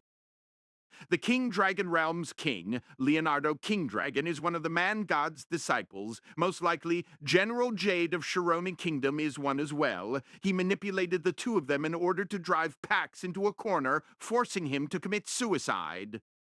So there were two disciples involved this time. The man-god had used the King Dragon Realm's monarch to support Pax, which then instilled in Pax the idea that he had to live up to the king's expectations, lest he become a failure again. The king gifted him a queen and the death god, which gave him every advantage, but at the height of it, the man-god used Jade to orchestrate Pax's fall. That was my read of the situation anyway. If the man-god really could see the future, then he knew exactly which pieces on the board he had to move to coax Pax into taking his own life. Who knew if my interpretation was correct, but it seemed the most direct conclusion to draw. So who was the last disciple then? Perhaps the king of the beastly kingdom, although there's also a good possibility he didn't employ a third. Oh, come to think of it, the death god did mention that Demon King Batagati might have once been one of his disciples. If he were a disciple this time, it wouldn't make sense for him not to show himself. True, Batagati was the type who liked to be in the spotlight. As far as the man god was concerned, I was an irregularity. So it was likely he'd actively pick people I wasn't likely to have met. Alas, I had failed to figure him out this time. I felt pathetic. We could still take Jade out, if you want. It's too late. I really am very sorry about this. I made an incorrect prediction from the start. After I disposed of Leonardo, I should have gone to Shirone Kingdom personally rather than leaving everything up to you. That was my mistake. However... His voice trailed off. It didn't seem like he was going to comfort me and tell me not to worry about it. Apparently, my failure in this was rather far-reaching. Isn't there anyone else who could serve as a replacement for Pax? No. There's really no other option? He didn't respond. Was the Shirone Republic really that important to his plans? I had tried pushing him to consider another path, but he dismissed me twice. Now what? How was I supposed to salvage this? Sir Orsted, would you mind if I spoke? A voice broke in from behind me. I glanced backwards and found Zanoba standing there. How long had he been there? From the beginning, I guess, right? He hadn't spoken the whole time, so I figured he was waiting outside. Zanoba Shirone. No, there's no as though. I think he really didn't notice him until now. He probably couldn't see anything in front of him with that helmet on. In fact, the realization just hit me that he was finally able to speak with that thing on. That had to mean he could actually breathe with it, unlike before. Firstly, allow me to extend my heartfelt gratitude to you for lending me armor to use during our foray to my homeland. It was unfortunately destroyed in the process, but happily, it preserved my life. Zanoba took a step forward and bowed. I still couldn't read Orsted's expression beneath the helmet, but that helmet probably helped mitigate whatever menacing aura he would have otherwise given off. Right, I guess that's probably why he's wearing it. He had probably sensed Zanoba's approach and put it on for that very reason. If you wish to thank anyone, it should be Rudeus. Is that all you wish to say? No, it isn't. Strange. A moment ago, I was under the impression that was his only intention in speaking to Orsted, but now he advanced a step, as if trying to exude his own intimidating air.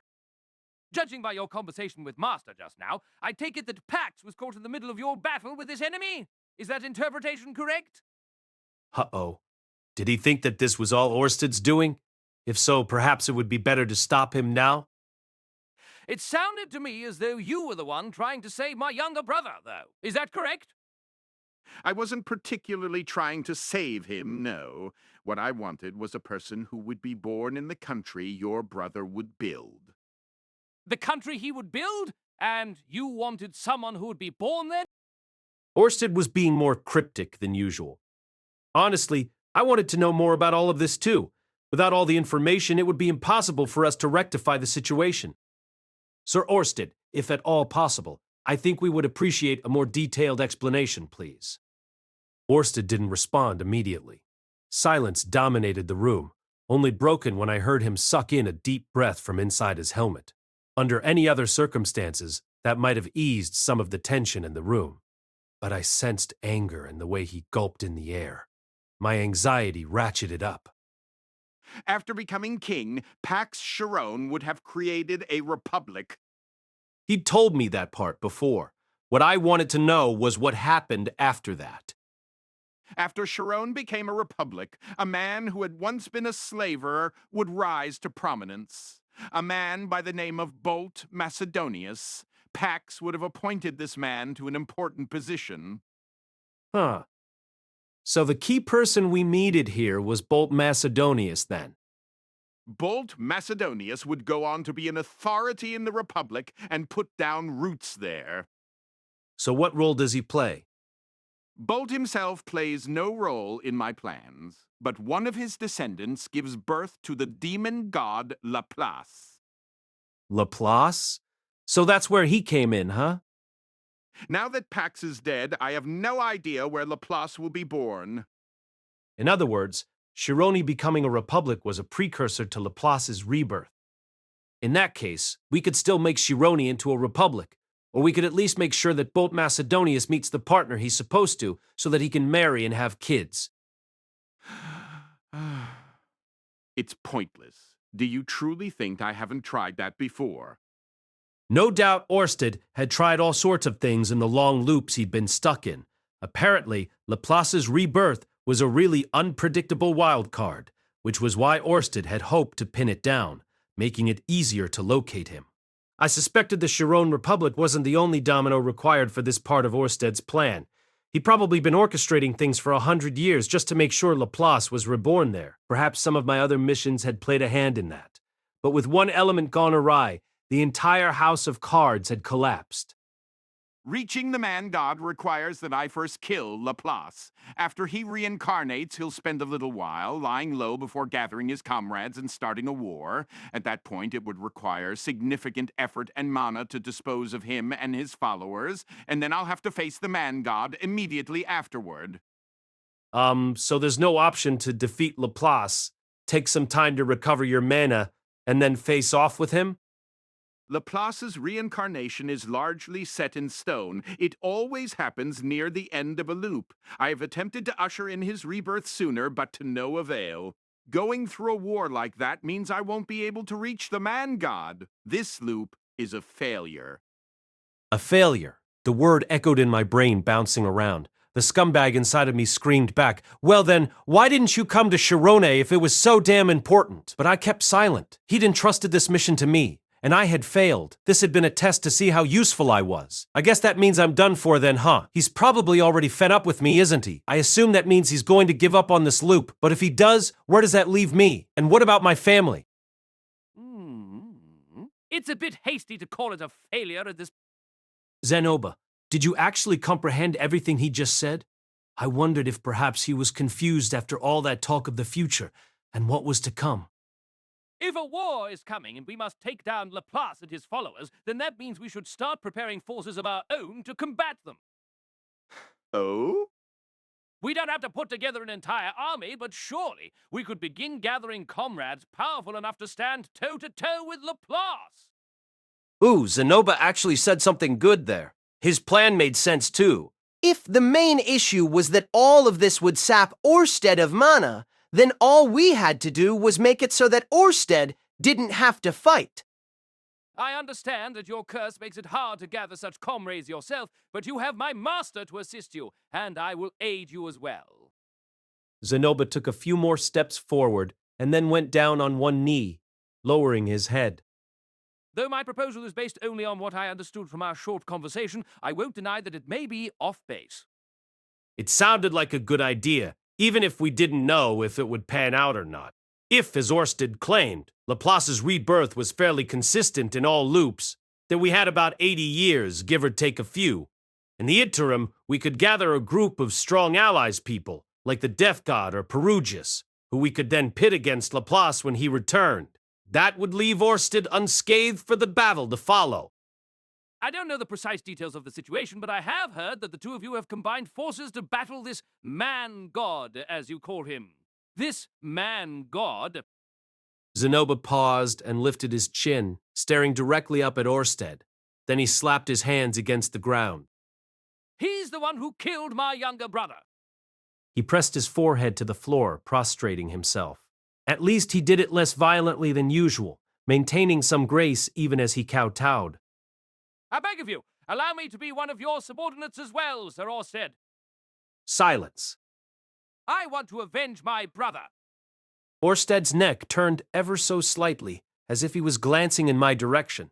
I was pretty sure he couldn't see anything while wearing that helmet, but perhaps he wanted me to weigh in. With Zanoba on our side, we could make better progress with the magic armor. I think the suggestion he made a moment ago was smart, too. This failure has admittedly increased our future workload, and even one more pair of helping hands would... Very well. He nodded and rose to his feet, gazing, or at least it looked like he was, at Zanoba. In that case, I would have you work under Rudeus and take orders from him. If you propose we make more allies, then that is what we shall do. Yes, sir! Orsted made his declaration without bothering to take off his helmet. Zanoba kept his forehead pinned to the floor the entire time. Just like that, I suddenly had a new co-worker and Orsted had a new subordinate. Pax was dead and Shirone would not become a republic. These two facts had largely derailed Orsted's plan. We'd lost an enormous amount of progress, all because I hadn't made the correct decisions. On the flip side, we'd gained Zanoba as an ally. I had no idea what that meant for the larger picture, but at least my magic armor would see steady improvement with Zanoba on our side. I had to wonder if I was proving to be beneficial to Orsted or not. From what he'd told me, all my efforts till this point had given him considerable breathing room, but I felt like my failure this time had undone it all. Perhaps I was becoming less of a help and more of a hindrance. Would my efforts in the future ever be enough to compensate for this? No, they have to be. I need to make sure they are, otherwise there would be no meaning in Orsted rescuing me from the man-god's clutches. Besides, while Orsted might be able to casually abandon one loop for the next, I had only this single lifetime. It was a miracle that I got this do-over. I was unlikely to be lucky enough to get another, and even if I was granted another chance to live as Rudeus Greyrat all over again, I wanted to live the life I had right now to the fullest. I'd already burdened Orsted with this screw-up. If I impeded him any further, he might start seeing me as a destructive interloper instead of simply a useless nitwit, not that that was much better, and cut me out completely. If I didn't suck it up and do a good job, now there wouldn't be a next time. Should Orsted decide I did more harm than good, then in the next loop, I might be used by the man-god again and try to find a way back to the past, only for my younger self to be pitted against Orsted and killed.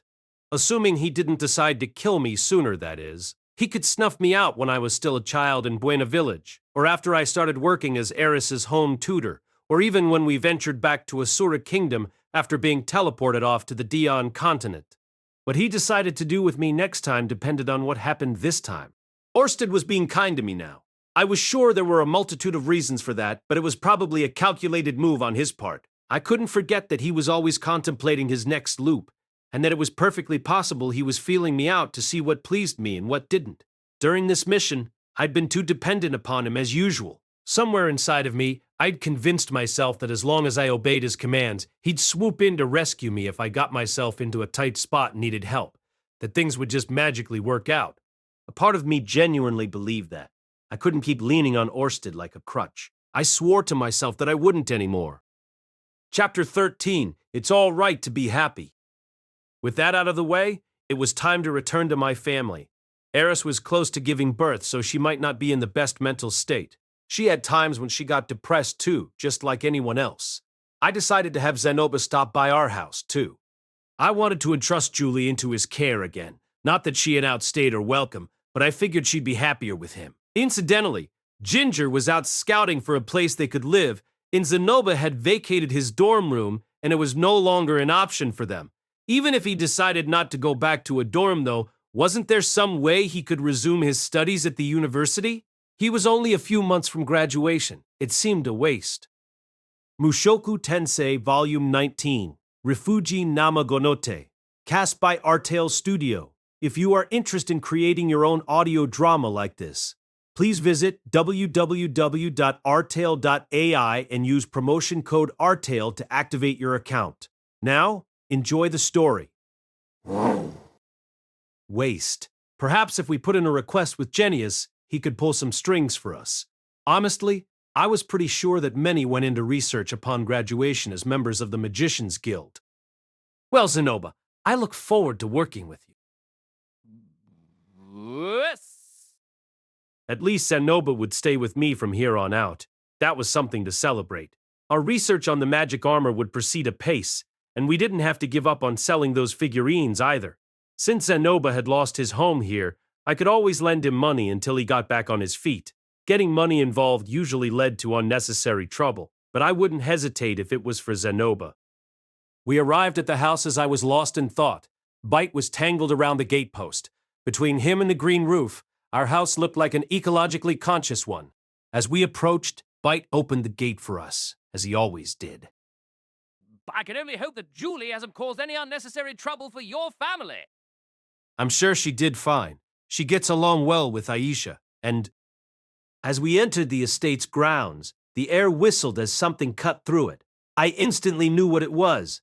I'd heard this same sound hundreds and thousands of times before. Someone was practicing with their sword.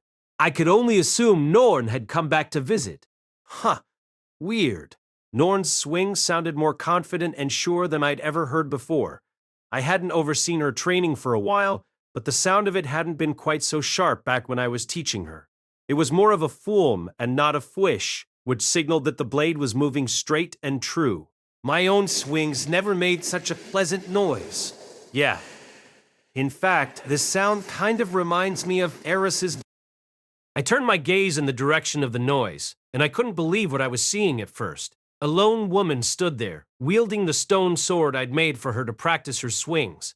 Her hair was such a vibrant red it looked like someone had dumped a paint can over her head. And despite the weight of the weapon given it was stone, she handled it with ease, using only one hand. That's my pregnant wife, Aris. Oh, Rudeus. Welcome home. You got back kind of late.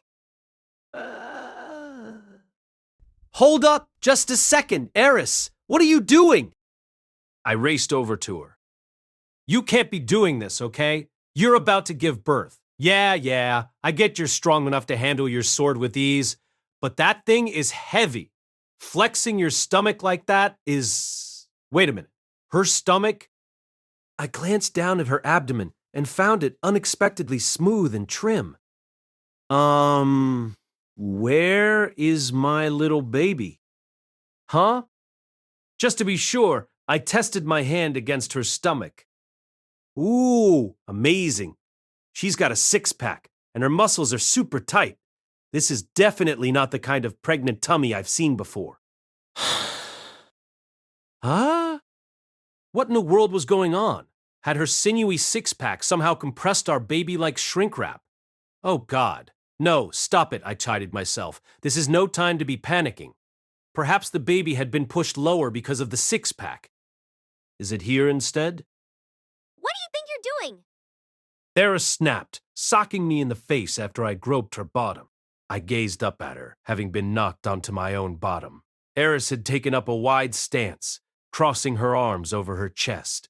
Her chin jutted out as she gazed down at me and finally said, It's out now. What's out?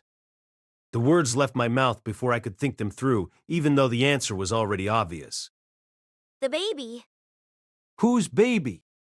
Mine, of course. Eris had given birth to our baby. I pursed my lips as I digested this information and sat up straight, legs neatly folded beneath me. Pardon me for asking, but approximately when did this event take place? 10 days ago! It was super late at night, but I got through it. 10 days ago? What was I doing then? Oh, right. I was still in Shirone. I was probably in an inn with Roxy, and the two of us were probably... No, there was no need to recount that part. Basically, what this meant was... I didn't make it in time for the birth? Yeah, it would have been nice if you could have gotten back sooner, but it's too late now. A cocky grin spread across her face, as if she was trying to rub it in my face that she was perfectly capable of doing it all by herself. Well, now what? Should I prostrate myself?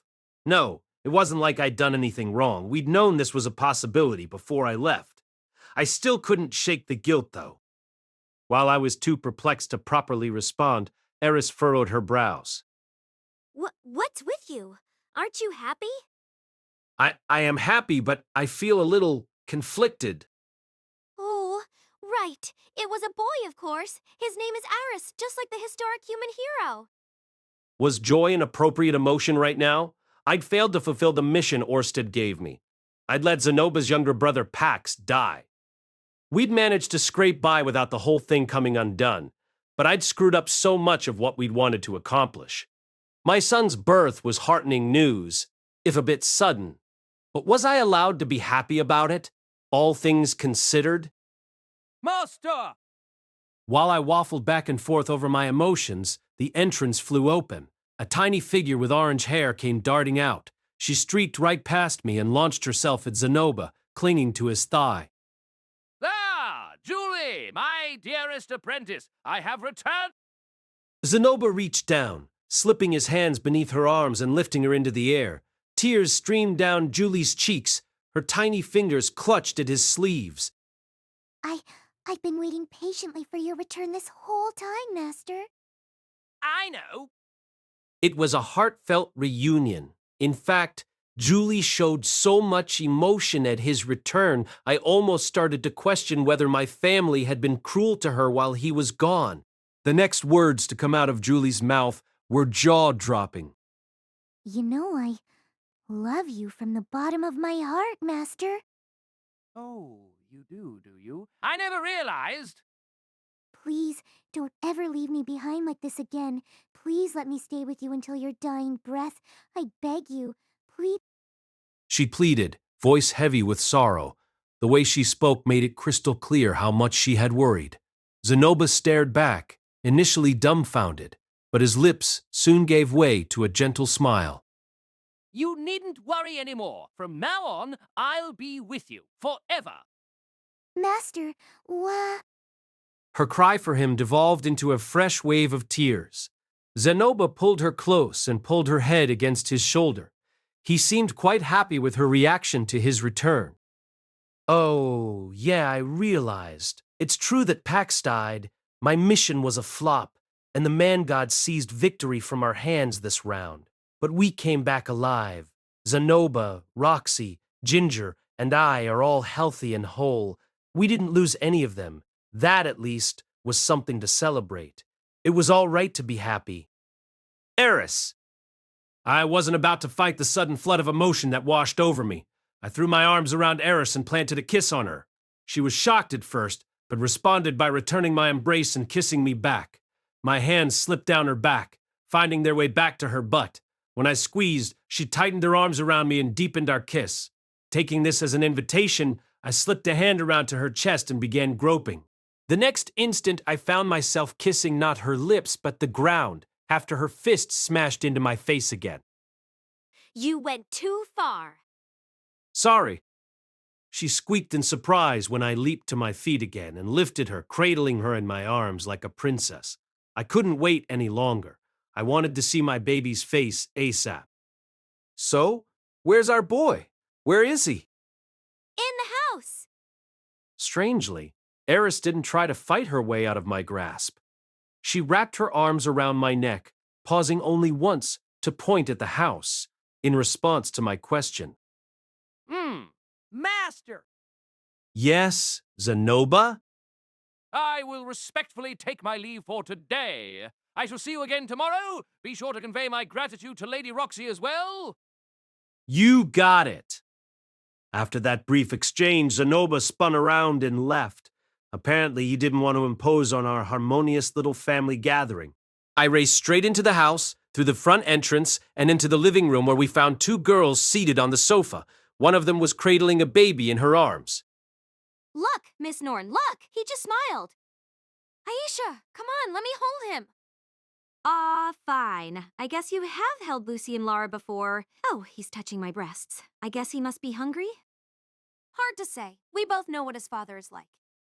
The two 14-year-old girls cradled my little man and fawned noisily over him. Hold up! My little man? That sounded like a euphemism for something dirty. Okay, Eris, I'm gonna put you down now. Yay. My sisters noticed us the moment I set my wife down. They glanced up at me, smiles on their faces. Welcome home. Good to see you back. They were smiling. Both of them were really smiling.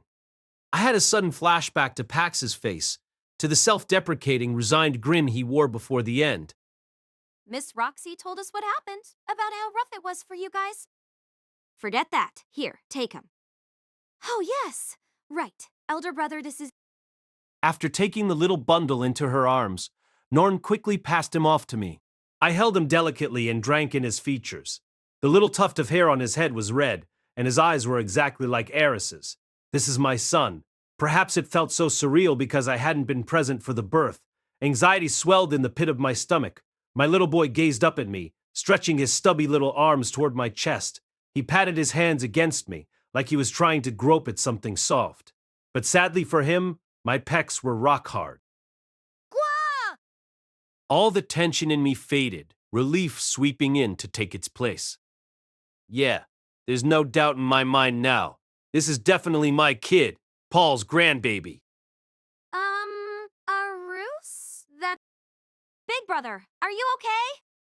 Both she and Norn were eyeing me with worry. Only moments before, the two of them had been holding him, calling him cute, smiling as they did so. It was clear how much they loved him already. I knew that they loved me too, as family. Again, my mind drifted back to Pax. Zanoba had no children, but I figured some of his siblings probably did. Pax had murdered them all, every single one. He couldn't love them, chose not to, wasn't loved himself either. Oh, I realized. Maybe this was the kind of relationship that Zanoba wanted with Pax. My eyes heated, shimmering with tears. Hey, why are you crying? I don't know. I can't help it. Fine, you leave me no choice then. Give me the baby. I'll hold him so you're crying. I don't wanna. I shook my head like a petulant child, continuing to cradle our baby as I sat on the sofa between Aisha and Norn. Tears kept trickling down my cheeks for a while. I wondered why I could not give Pax the recognition he so desired, even at the very end. I thought, at the time, that I understood how he felt. Warped though his reasons were, I should have been able to grasp his justification for being unable to love others. The environment he was in was so harsh that putting in effort seemed ridiculous. I should have realized that too. I should have seen that, in spite of the cards being stacked against him, he clawed his way to the throne. I could have given him recognition for his hard work. That kind of recognition had the power to change people's attitudes. Sure, maybe I wouldn't have forgiven him immediately for all he'd put Lilia and Aisha through, but I should have been able to do something to dissuade him from taking his own life. Someone must have heard my sobs because footsteps came echoing down the stairs. After a few moments, Sylphie and Lucy popped their heads in. Roxy followed close behind, holding Lara in her arms. Lilia and Zenith, who'd likely been in the kitchen, came through the doorway as well. Sylphie had probably heard what happened from Roxy. She saw me weeping and silently began stroking my head. Lucy decided to mimic her mother, climbing into my lap before reaching out her little fingers to pat me on the head. Honestly, you're such a crybaby. She said even as she joined in with the head patting. Every single one of them was being so kind. Aisha, Norn, no matter what happens, I'll always support you. If you're ever in trouble, don't think twice about turning to me for help. You might think I'm not very dependable, but I swear to you, I will do everything in my power to help. The two traded glances. Judging by the looks on their faces, they seemed to be thinking, if anything, we're troubled right now because you won't stop bawling. I had to pull myself together. If I kept this up, they really wouldn't turn to me for help when the need arose. Okay, got it. Yes, we'll be sure to heed what you said. They nodded in unison. Good. It looks like there's no problems with our family then. I sniffled as I glanced at Roxy and Lara. Nestled in her mother's arms, Lara looked as impudent as ever. It was fortunate that my life hadn't been in serious danger this time, although it might have been a different story if Roxy hadn't been there. Roxy was so dependable. No matter how hard I tried, I was always weak. Without her at my side, I could easily have faltered partway through our journey. I had Lara to thank for throwing a fit and coaxing Roxy to tag along. No amount of gratitude toward the two of them would ever be enough. Roxy, you were amazing on this trip. You were too, Rudy. Our journey was over. It had been a rough ride. I'd found myself doubting things I shouldn't have, and it had taken a serious toll on me mentally. All I had to show for my efforts was failure and lingering trauma. I'd let Pax die. The whole thing felt like a nightmare, but it was over now. Tomorrow would surely bring new things. Before it did, there were some things we needed to talk about. Everyone, I want you to listen closely to what I am about to say.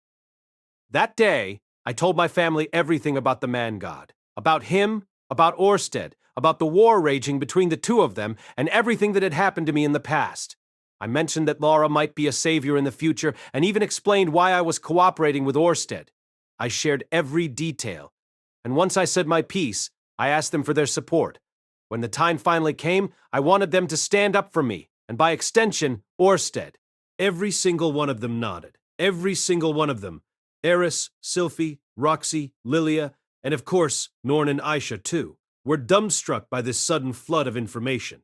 Lucy in particular didn't seem to really understand what was being said, but they all wore earnest expressions and bobbed their heads. It was like a weight had been lifted off my shoulders. Okay, let's review the steps required to defeat the man-god.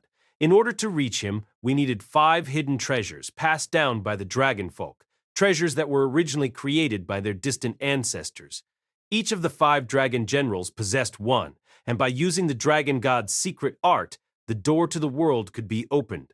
My future self had despaired upon realizing that he wouldn't be able to get his hands on the last treasure. I suspected Laplace was the one who held this final piece. Judging by what Orsted said about needing to kill him, I surmised that we would need to defeat each general to obtain their treasure. The maniacal Dragon King Chaos was already dead, likely done in by Orsted, which meant we already had the item he held. Therefore, only 4 dragon generals remained: Holy Dragon Emperor Shirad, Abyssal Dragon King Maxwell, Armored Dragon King Perugius, and Demonic Dragon King Laplace. It was possible that Shirad and Maxwell were also already dead. Orsted wouldn't share that information with me. Perhaps because he was concerned about me, not wanting me to know of his actions when they could be construed as killing his own kind. Or perhaps he actually felt guilty about what he'd done. Especially since he didn't seem to be on particularly bad terms with Perugius. In any case, Laplace's rebirth was an absolutely essential part of this plan. He would eventually come back, reborn as a child. Orsted's objective had been to pin down exactly where he'd be born. It would be easier to strangle him in the cradle. Unfortunately, we had failed to accomplish that this time. We no longer knew the location of Laplace's return, only that he would again launch himself into a war against the humans. Orsted needed to navigate that conflict and take his life. It seemed as though getting that last treasure would prove to be quite the trial, even for Orsted, enough that it would leave him severely weakened going into his fight with the man-god afterward. Orsted had thus declared this loop to be a bust, yet I felt that he hadn't entirely resigned himself to failure. Discouraged by this setback, definitely, but he hadn't given up. In fact, the more I thought about it, it was almost as if he predicted this outcome. Take the situation with Ariel, for example. Orsted said that Asura Kingdom would face a great crisis 100 years from now, but that it could be averted if Ariel became king. He also mentioned something about someone useful being born into Asura Kingdom afterward. I wasn't clear on the details of that, but I suspected he wanted stability in Asura Kingdom for the war against Laplace. Asura Kingdom was chief amongst the world powers. If they could put up a good resistance and wear Laplace down, Orsted would have an easier time finishing him off. It was also possible that Orsted may have suspected that his rebirth would be different in this loop from the moment he learned about me. There was plenty of reason to believe that the mere fact of my existence threw a wrench into the usual flow of events that led to his rebirth in Shirone. I did find it somewhat odd that the man-god had messed around with Laplace's return to begin with, but my doubts were quickly dispelled. The more I thought about it, the more I realized that while the man-god's precognition couldn't account for Orsted's movements, he already saw dragon gods as enemies. If anyone had been waving the anti-man-god flag for centuries, it had to be Laplace. He probably suspected Orsted would revive Laplace to try something with him. Somewhere in Orsted's loop, which spanned several hundred years, there must have been a moment where the man-god realized what he might be up to, which led to him proactively obstructing Orsted's efforts. That would make sense. Anything the dragon god tried to accomplish would only be to the man-god's detriment, after all. In any case, this iteration of the world was headed down a different path than the one Orsted knew from his many, many loops. My days of obediently doing Orsted's bidding and trying to set dominoes in motion for him were over. If his plans were already completely derailed, there was no point in continuing to pursue them. Laplace was going to reincarnate. There was going to be a war. If we didn't take Laplace down, we wouldn't be able to reach the man-god, and it would be pointless if Orsted needed to spend the bulk of his power doing so. There was no way he could defeat the man god in such a depleted state. This was where Zanoba's proposal came in. We needed to gather allies. Working separately from Orsted, we could freely seek out powerful companions to build our forces. We had about 80 to 100 years until the war. That was time enough to set up an anti-man god faction and bring in allies to support Orsted, or lay the groundwork for such a group at the very least. Orsted would have his own troops by the time we were through. In all likelihood, I wouldn't live long enough to see the war. I wouldn't be able to take part in person. But I could still leave behind those companions and the organization we built together, trusting they would carry on my will. I was sure Orsted would go on to beat the man god for me as well. This would be my goal for the rest of my days. Extra chapter: The Death God and the Gluttonous Prince. Many royals resided in the King Dragon Realm's royal villa. They were not, however, specifically King Dragon Realm royalty. These were princes and princesses from vassal states. Officially, they were studying here or had been brought in as foster children, but in truth, they were essentially hostages held to ensure said vassal states didn't rebel. This system resembled that of the daimyo shonin seido employed in feudal Japan to ensure followers remained loyal.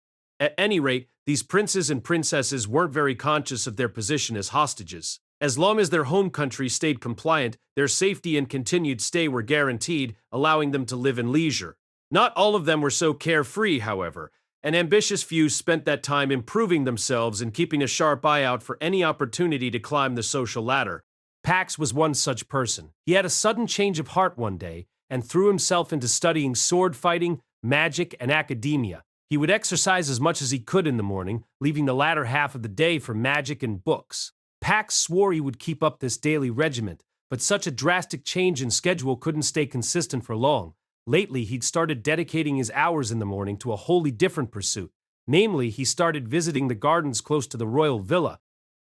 That's when I told him, unhand that slave. I'll be the one purchasing him. A scuffle ensued after that. Thugs came charging at me and cut each man down, one by one. Their big boss was the last one to approach me. He had a battle axe at least twice my size. He let out a roar so intimidating even the most hardened warrior would shake in his boots, and then he lunged at me. I skillfully evaded his attack and unleashed my most powerful magic on him, hitting him right in the face. The man stumbled a few steps, and without missing a beat, I was immediately on him with my blade. Slash! And down he went. Pax made exaggerated gestures with his blade, even employing magic as he illustrated his fight in real time. Once his story drew to a close, he paused to glance at the girl. Her eyes were vacant, giving him no indication whatsoever of what she was thinking. But for some reason, Pax was able to read her expression. He hadn't been able to at first, but over time he'd begun to notice the tiniest changes on her face. Right now, her eyes shone more brightly than usual, and her cheeks had colored. She looked as though she was genuinely enjoying his story. Sweat dripped down Pax's brow. He remained quiet, frozen in the pose he'd struck at the end of his story, signifying he'd laid his enemy low. But after a few moments, he resigned himself and straightened up. Well, such a turnout would have been ideal, but nothing ever goes as perfectly as you picture in your head. All I did was provide backup to my bodyguards with my wind magic. But still, my lord, you became the leader of the slums. Indeed. Regardless of how it happened, that much is certainly true. Having defeated their leader, I now rule over the slums. Amazing! Isn't it? I may have had a slight case of cold feet during all the commotion, but that doesn't change the fact that I consolidated Shirone's ruffians. Go on, I will permit you to shower me with even more praise. Amazing. Truly amazing. Benedicta was the 16th princess of the King Dragon Realm. Her expressions were muted, giving little indication of her emotion, and her tone was flat with little inflection. Yet the way she eagerly listened made it clear how excited she was about his story. To be frank, Pax had dramatized his story more than a little. In a desperate bid to retain some dignity, he slipped in the part about him using magic to support his bodyguards, but the truth was he hadn't even done that much. It pained him to fib like this, but not a single soul in the realm listened to his stories as earnestly. It was only natural to get a little carried away. Tell me more. In all honesty, the truth didn't matter to her. Since her family had largely given up on her education, she couldn't read, and no one else spoke to her like Pax did. She was locked away in the cramped confines of the royal villa. Anywhere she went, they treated her like an eyesore. She woke in the morning, ate her food, and then wandered off to find a deserted place to waste away the time until her next meal. Then bedtime would come, and she'd start the whole dull routine again the next day. Amid all of this exhausting monotony, Pax's exciting tales were like a breath of fresh air. She enjoyed it. More. Tell me. Very well, then. Next, I suppose, I can regale you with the tale of when I visited Spring of the Fairies. Or at least, I'd like to, but we'll save that for tomorrow. This afternoon, I have my studies and magic practice to attend to. Okay. Wah-ha-ha! Such an admirable listener. But you needn't frown so. All you need to do is wait. Tomorrow will come whether you will it too or not. Anyone observing Pax these days would agree he was a diligent worker. Once he finished his morning training, he would dedicate his afternoon to his studies and magic practice. Admittedly, he did slack off quite frequently in the mornings, yes, but he practiced his sword swings dutifully, even as he shared his stories with Benedict, so he was gradually honing his skills. As for his normal education, he no longer had the luxury of a private tutor since he was abandoned by Shirone. He was left to continue his studies on his own based on what he remembered learning. His persistent efforts had slowly improved his reputation at the villa. But before any of that, we must eat. It's time to return to the villa. I'll see you off. Wah-ha-ha-ha! There's no need for that. No need at Pax parted ways with her and headed for his room. The gardens were located at the edge of the estate, meaning that Benedicte's room was close, but Pax's was quite far away. Benedicte was always reluctant to part with him, so she would walk with him part way. Despite the way people treated her, she was still the princess of a large nation, and one who actively tried to spend more time with him. That was enough to put Pax in high spirits, which inevitably led to him rambling. During my magic studies yesterday, I came upon a realization. It was nothing more than a thought, but when I looked into it, I found out my assumptions were correct, which means that from time immemorial, magic has been... From the outside, Benedicte looked like she was disinterested and spacing out. Her eyes, by comparison, were filled with curiosity and interest as she listened to him speak. The maids who served the royal villa and the occasional aristocratic guest would give them cold, disapproving looks. Would you look at that? The worthless worm from Shirone is clinging to the deadbeat princess. Pax froze. He felt the urge to turn around and get a good look at this naysayer, but he stopped himself. Each time he heard remarks like that, it made him queasy, made the bile crawl up his throat. He wanted to whip around, curse the culprit, and behead them for their insolence. But those hideous desires remained wishful thoughts. He knew better than anyone that he had no power here. Just wait, you cur. You'll see. Benedicte's expression clouded. She hadn't received much education at all, but that didn't mean she couldn't think for herself. She understood her circumstances, and she knew that Pax was being denigrated for sticking close to her. Your Highness, I'll... Enough! Don't say it. You'll only irritate me. Pax, meanwhile, didn't see it the same way she did. He was used to being disparaged. He'd faced the same kind of talk all the time in Shirone. Look at me. Look at my body, at these arms and legs. This is how I have looked since I was born. No matter what I do, people will always belittle me. I guarantee you this. They are not saying it because of you. He'd lost count of the times they'd had this conversation. Despite his reassurances, Benedict grew despondent. She had never left the palace, so she didn't quite understand. She didn't see what was so different about his short, stumpy body or his stubby arms and legs. She couldn't imagine how much ridicule he suffered through because of that. In a way, they were both in the same boat. That was precisely what drew her to Pax. Despite his constant complaints about the odds stacked against him, he still pushed himself to fight them. What's the smell? A pungent odor hung in the air, its origin unknown. It was deeply unpleasant, like someone was cremating a corpse. Yet there was also something almost fragrant about it, too, like someone was cooking. The more Pax breathed it in, the more it stirred his appetite. But he had to wonder, could something that stank this much be edible? His curiosity couldn't ignore the bizarre balance of this scent. Seems to be coming from the parade grounds. I'm intrigued. Shall we check it out? But Would anyone really reprimand you for wandering a little from the royal villa? If they wish to monitor your behavior to that extent, they ought to at least appoint one person to observe you. Now, let's go! Okay. There was a painting in Shirone Kingdom entitled Hell's Banquet. It depicted 5 morbidly obese nobles throwing a dinner party, which wasn't so strange, but if one looked closely, they'd notice the nobles had a skeleton serving them. 3 of the aristocrats seemed to be none the wiser, locked in cheerful conversation.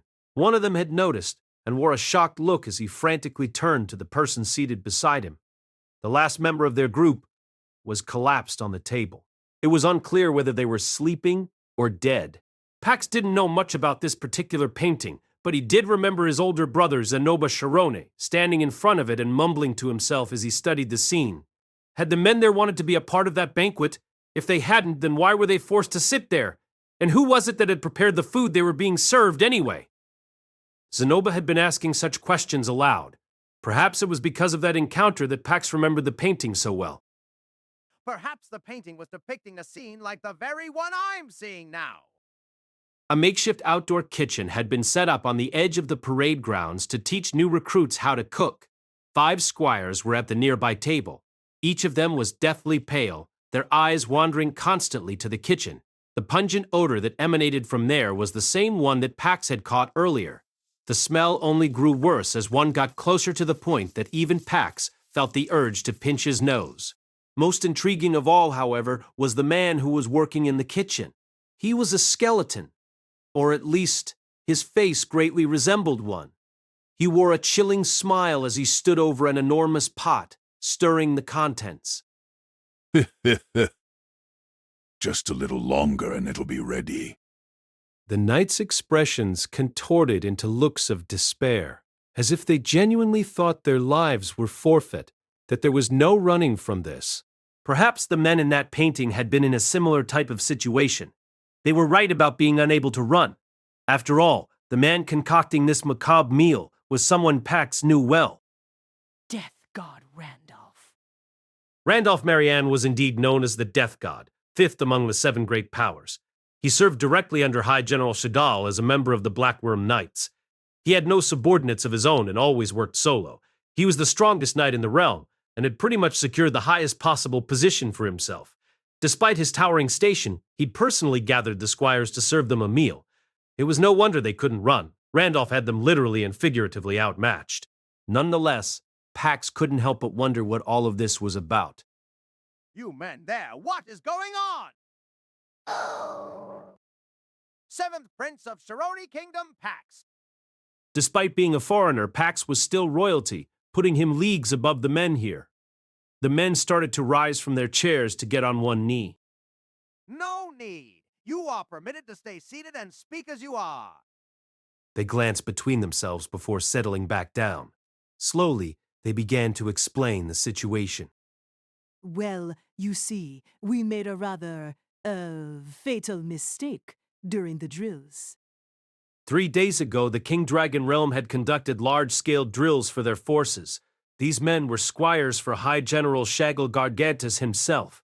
While the drills had proceeded smoothly, these boys had screwed up spectacularly. They hadn't properly secured the saddle on Shagal's horse. Seconds before he made the command to charge, he took a humiliating fall into the dirt. Fortunately, the healers nearby tended to him immediately, which meant the rest of the drill went on without incident. That was the only reason they got off with a scolding instead of a more severe punishment. Shagal, meanwhile, was not spared the embarrassment of having his fall witnessed by every member of the royal family present to oversee the drills. It was little wonder the squires were so depressed. Their mistake had brought shame on the very man they so revered. If the circumstances had been different, they might have been fired on the spot. They had gotten off relatively scot-free. In their guilt, they pleaded with the High General for some kind of punishment, but he only smiled magnanimously and refused. At first, the squires had thought his reaction discomforting, but it wasn't until today that they learned the reason why. Lord Randolph suddenly came to visit us today, saying he would cook for us. And what is the problem with that? You mean you don't... Rumors were rampant among the knights. It was a curious thing. Why would one of the 7 great powers, the strongest knight in all of the realm, become a direct subordinate of the High General? Under ordinary circumstances, Randolph Marianne should have been granted his own region to rule over, with hundreds of men at his command. So why was it that he always worked alone? That was because High General Chagall had trained him to be an assassin from early on. Chagall was mixed race, with elven and human blood, and his extended lifespan had seen him serve at the apex of the King Dragon Realm's military for many years. He had a bit of a crude side, but he was loyal to a fault, and widely known for his honesty and integrity. No one spoke ill of him. But how could that even be possible? How could a man remain spotless while in charge of an enormous organization like the King Dragon Realm's military? Well, that was because he wasn't spotless. He had any man who earned his ire killed behind the scenes, using the very assassin he'd reared himself, Randolph. As proof of this, only a few short years after Randolph became widely known to the public, every single one of Chagall's political rivals were wiped out. Several among them died from illnesses of unknown origin, or tragically passed after being caught in an accident. We're going to be killed because we humiliated His Excellency. The other 4 began violently trembling in their seats. No, no, I don't want to die. Your Highness, please save us. I have a girl I love back home. I haven't even gotten to tell her how I feel yet. I can't die like this. I at least wanted to meet my end on the battlefield. Now I'm going to be killed because of a little screw-up during a practice drill? You gotta be kidding me. And to think, my mom was so happy to see me become a squire. You lot sure are being awful rude. I heard you were down in the dumps after being scolded, so I decided to make you some of my delicious cuisine. That's all. Pax tensed and turned. The knight with the skeletal face wore a chilling smile as he hauled over the enormous pot. The smell was so putrid it almost seemed otherworldly. Pax gulped and retreated a step, too intimidated not to. His heel bumped against something. Someone tugged at his sleeve. He glanced over his shoulder and glimpsed an expressionless Benedict, pinching his clothes. Even though her face conveyed no emotion, he could read what she was thinking. Please save them. Why do I have to save these fools? Were Pax not a changed man, he might have said that. But this plea came from a girl who'd listened to his heroic sagas daily. She was someone he wanted to impress. Randolph. Yes, what is it? Who are you, by the way? My name is Pax Shirone, 7th Prince of Shirone Kingdom. Since I was fortuitous enough to find my way here, I would like to partake in this repast of yours as well. Oh. Personally, Pax didn't really intend to put that stuff in his mouth. He was a prince after all. If this food was actually poison, he was certain Randolph would back down. Yes. Yes, of course, Your Highness. On the contrary, Randolph beamed in delight at his offer. As you can clearly see, I am quite the gourmet. You'll regret it if you serve me a lackluster meal. I might not look it, but I used to run a restaurant myself, you see. I am quite confident in the flavor. You do understand what I am saying, don't you?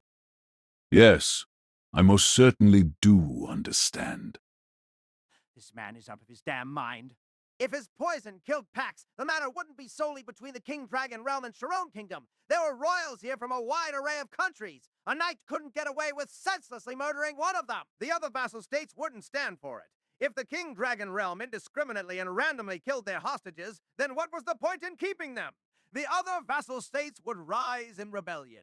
In spite of this, Randolph looked perfectly composed. In fact, he seemed to be challenging Pax. If you think you can eat it, then eat it! We both know you're only saying you will. You won't actually do it. Or perhaps, Pax thought, having heard that I'm a prince of Shirone and having seen what I look like, he thinks no one will care one whit whether I live or die. Damn it! I don't care if he is one of the 7 great powers. He's looking down his nose at me. Pax couldn't afford to die here, yet he couldn't allow himself to be treated with such contempt. Besides, Benedict was watching. He couldn't meekly back down simply because he knew the other party cared nothing for his welfare. Fine, move aside. Go on then. It isn't every day one gets the opportunity to sample the cooking of someone as famous as the Death God. My stomach has been rumbling since the moment I caught wind of your dish's fragrant scent. Pax was being defiant now. If Randolph didn't think he would actually eat the food, then he would do exactly that. He'd guzzle it down, let the poison kill him, and thereby bring chaos to the entire realm. Obstinate as he was, he'd resolved himself to his fate, and everything else that came with it. Oh, you're the first person that's ever said something like that to me. Randolph wore an eerie smile as he went about serving the food. It didn't take long before the piping hot dish was sitting right in front of Pax. It was a stew with enormous chunks of veggies and meat, but the liquid itself was purple. That was worrying. What could one possibly put into stew to make it turn that color? It didn't look the least bit appetizing, nor did it smell appetizing. The odor was so rank, it was hard to believe it came from something edible. Pax knew of nothing edible that smelled like this. His mind screamed, "That's not food!" He had managed to grab his spoon, but his hand wouldn't move further. The squires who were present eyed him, their own faces deathly pale. Even Benedicte looked somewhat worried for him. Oh, screw! Pax plucked up his courage, jammed the spoon into the gloppy concoction in front of him, scooped up a chunk of unidentifiable meat, and shoved it into his mouth. He chewed, then swallowed. The squires gawked. Not a soul present honestly believed he would actually try the dish. Anyone could tell at a glance that it had to be poison.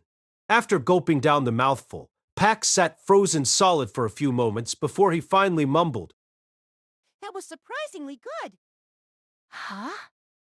It's seasoned in a style associated with the demon continent, so it likely won't appeal to people around here, but it's palatable to me.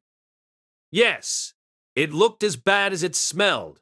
Yet strangely, once you put it in your mouth, its rich fragrance tickled the nose, and the complex flavors of the vegetables lingered on the tongue. The meat was so tender as to instantly melt, filling the mouth with a delectable, savory flavor. It was a puzzling dish. He'd never had something remotely similar in Shirone. As he ate, he noticed a numbness on his tongue. That was likely poison. But more importantly, the look on Randolph's face when he ate it and complimented the flavor was truly a sight to behold. Pax could tell the Death God didn't genuinely think he'd eat it, much less praise it. Ha! Even if I die in agony moments from now, I can at least say I outplayed one of the 7 great powers. I'll be bragging about that from my seat in hell. There were still so many things he still wanted to do, but he'd never done anything in his life worth bragging about, so at least he had something he could be proud of with this one last act that gave him some satisfaction. Without that as consolation, he might just fling the pike to the ground and start falling. I want seconds. But, Your Highness, I made this for the squires. Do you truly believe these men can appreciate the quality of this stew? I am having it all for myself. "Your Highness," the squires gasped, moved by his merciful intercession. Enough! What are you gawking at? Do the realm squires make it a habit of staring at royalty as they eat? Or do you have some issue with me eating all of this cuisine for myself? Well, I shan't hear it. If you have any complaints, take them to your master Chagall. Tell him that Shirone's prince robbed you of your chance to sample Randolph's food. The squires bowed and hastily fled the scene, but their expressions were full of gratitude, which was something entirely foreign to Pax. Pax, of course, didn't care if they appreciated what he was doing. He assumed they thought him a gluttonous prince who, on a mere whim, deigned to eat this poison-filled food in their stead. When Pax glanced up, he noticed Benedicta had taken a seat beside him. Her expression was placid as ever, her eyes darting back and forth from the plate to Pax. Benedicte, do you wish to eat this as well? She nodded. You understand, don't you? What this food is, I mean. Again, she nodded. Pax paused in thought. But almost immediately, he remembered the cruel environment Benedicte found herself in. He was the only friend she had. She was always alone, spending her time in the gardens, staring at the flowers, the ostracized, solitary princess with whom no one bothered to interact. Every day was surely miserable for her. Even Pax wouldn't be able to withstand that kind of treatment in her place. With that in mind, Pax could find no reason to stop her. Perhaps she decided to join him because he was her one and only friend. And if he was going to die, she figured she may as well, too. All right then, Randolph. Prepare a serving for her as well. Yes, yes, of course. Ah, what a fine day it is today. Randolph continued eerily smiling as he plated more of his bizarre stew for Benedict. Benedict gracefully took up her spoon and slowly began to dig in. Although she'd never been given instruction on etiquette, she held her utensil beautifully. She was probably mimicking what she'd seen others do. Delicious. Indeed it is. Pax resumed his dining as well. Being a voracious eater, he requested extra helpings several times until the pot was completely empty. What do you think of that, Death God Randolph? We finished your entire stew. It was delectable. Yes, it is a great honor indeed to have you both polish off the entire pot. And when will it kick in? When will what kick in? Do you truly think I didn't notice with that numb tingling on my tongue? Ooh, that...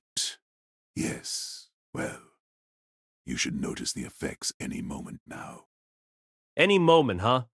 Pax leaned back, gazing up at the sky. How long had it been since he last dined outside?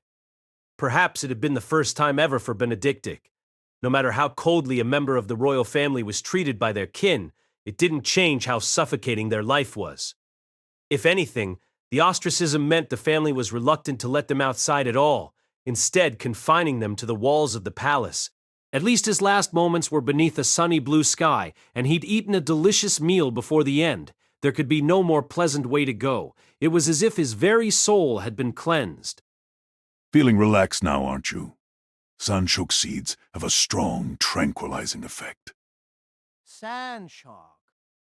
Yes, it's the best spice for calming one's emotions when they're depressed or irritated. I truly did want the squires to try it as well. So it's not poison? Poison? Oh, well, Sanshoku seeds do have a poisonous color to them. Many people tend to avoid consuming it for that reason, yes, but you needn't worry. Not a single soul has perished from eating it. But you mentioned the tingling sensation on your tongue. Does that mean you knew I had used Sanshoku? No, I had a feeling you'd use something, but not quite that. As Randolph tilted his head, the realization finally hit Pax. This man had truly only intended to treat those squires to a meal, nothing more. Yes, I see, Sanshoku. It was almost certain you'd taken the skin of a kaibon and added that to the stew. Oh, yes. Kibon skin does make the tongue tingle as well. But you see, Kibon skin can't give the stew that delectable purple hue. Now can it? True enough. Yes, your ingenuity was quite impressive. I appreciate you saying that. It was worth having that ingredient brought in all the way from the demon continent. The way Randolph smiled almost seemed to suggest he had completely seen through Pax's bravado. Well, enough of this. Benedict, let us be off. I have my studies and magic practice to attend to this afternoon. I have no time to dawdle here, engaging in small talk. All right. Pax straightened his shoulders and began to totter off with Benedict close behind him. They didn't make it too far before Randolph called after them.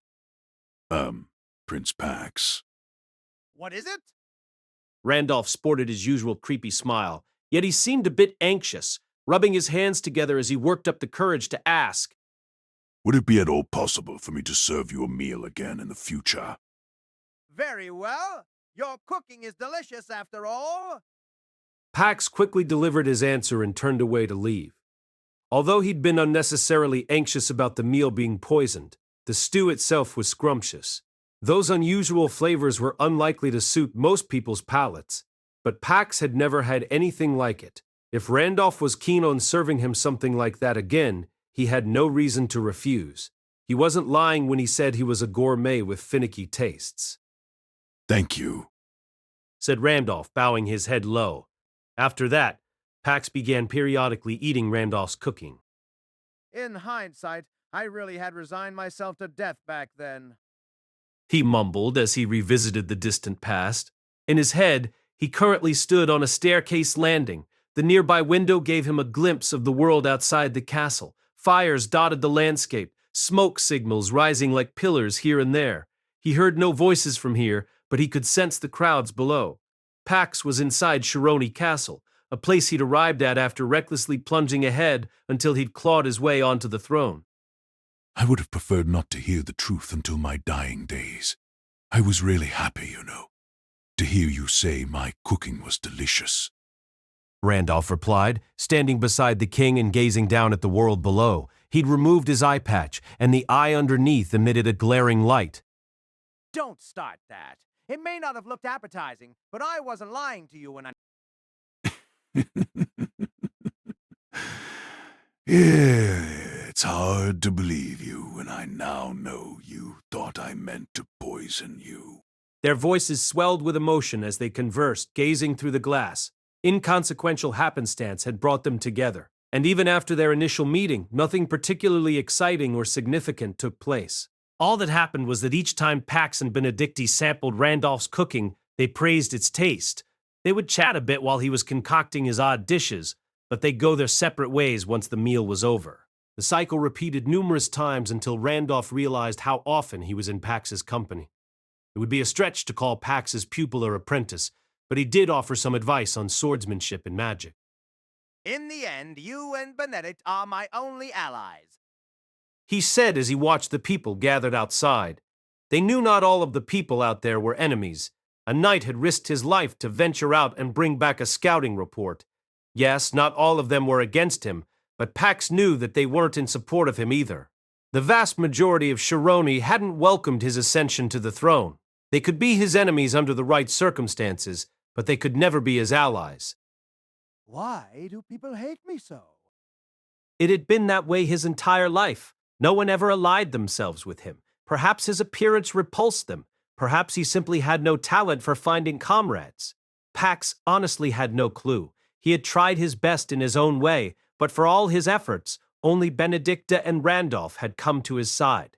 Maybe if he had conducted himself better, Zanoba and Rudeus and maybe even the knights that had died might have been willing to stand with him.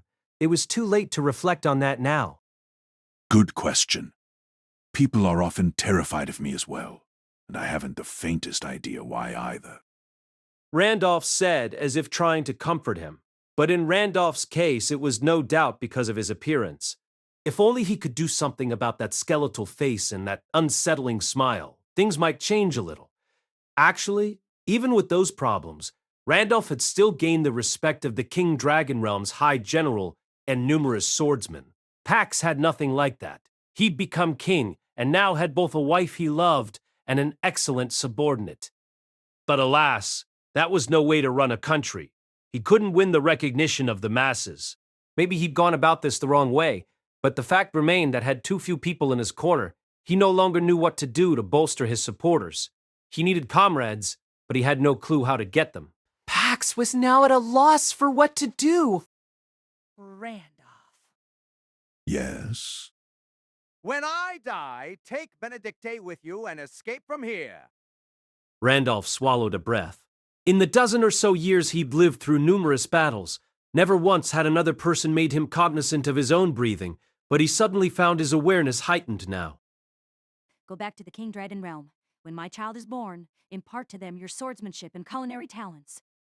Randolph said nothing.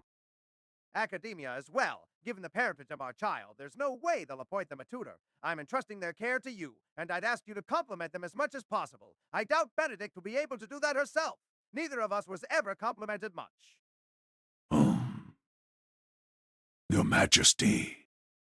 A rare expression crossed Randolph's face, one he never displayed to others, neither before nor after he came to be called the Death God. In fact, after becoming one of the 7 great powers, he'd killed so many men, tens of thousands of them, that he stopped seeing them as people. In all his long years, he had only made such a face on a select few occasions. This was the look of someone who didn't want the other person to die. What is it? You know I like you. But he couldn't bring himself to ask Pax not to die. He was the death god after all. Being fifth of the 7 great powers, he'd seen countless men die. He'd seen numerous people choose a noble death over a meaningless life. He'd paid his respects to every one of them. The man before Randolph was a king. He had a stunted body, was unloved by his people, had suffered civil war immediately after his ascension, and would probably be forgotten in the long term, snuffed out from the annals of history. But he was a king nonetheless. He'd done his part to earn the people's acknowledgement and ascended to the throne. It made sense that he wanted to die as a king. His pride compelled him. That's why I'll be sure to carry out your order, even at the cost of my own life. I trust you will. Randolph Marianne may have been called a death god by others, but a true god of death he was not.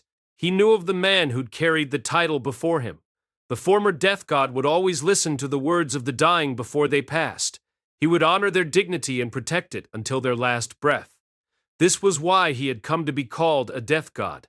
Randolph had followed his example, because Randolph respected him more than any other and had even inherited his name.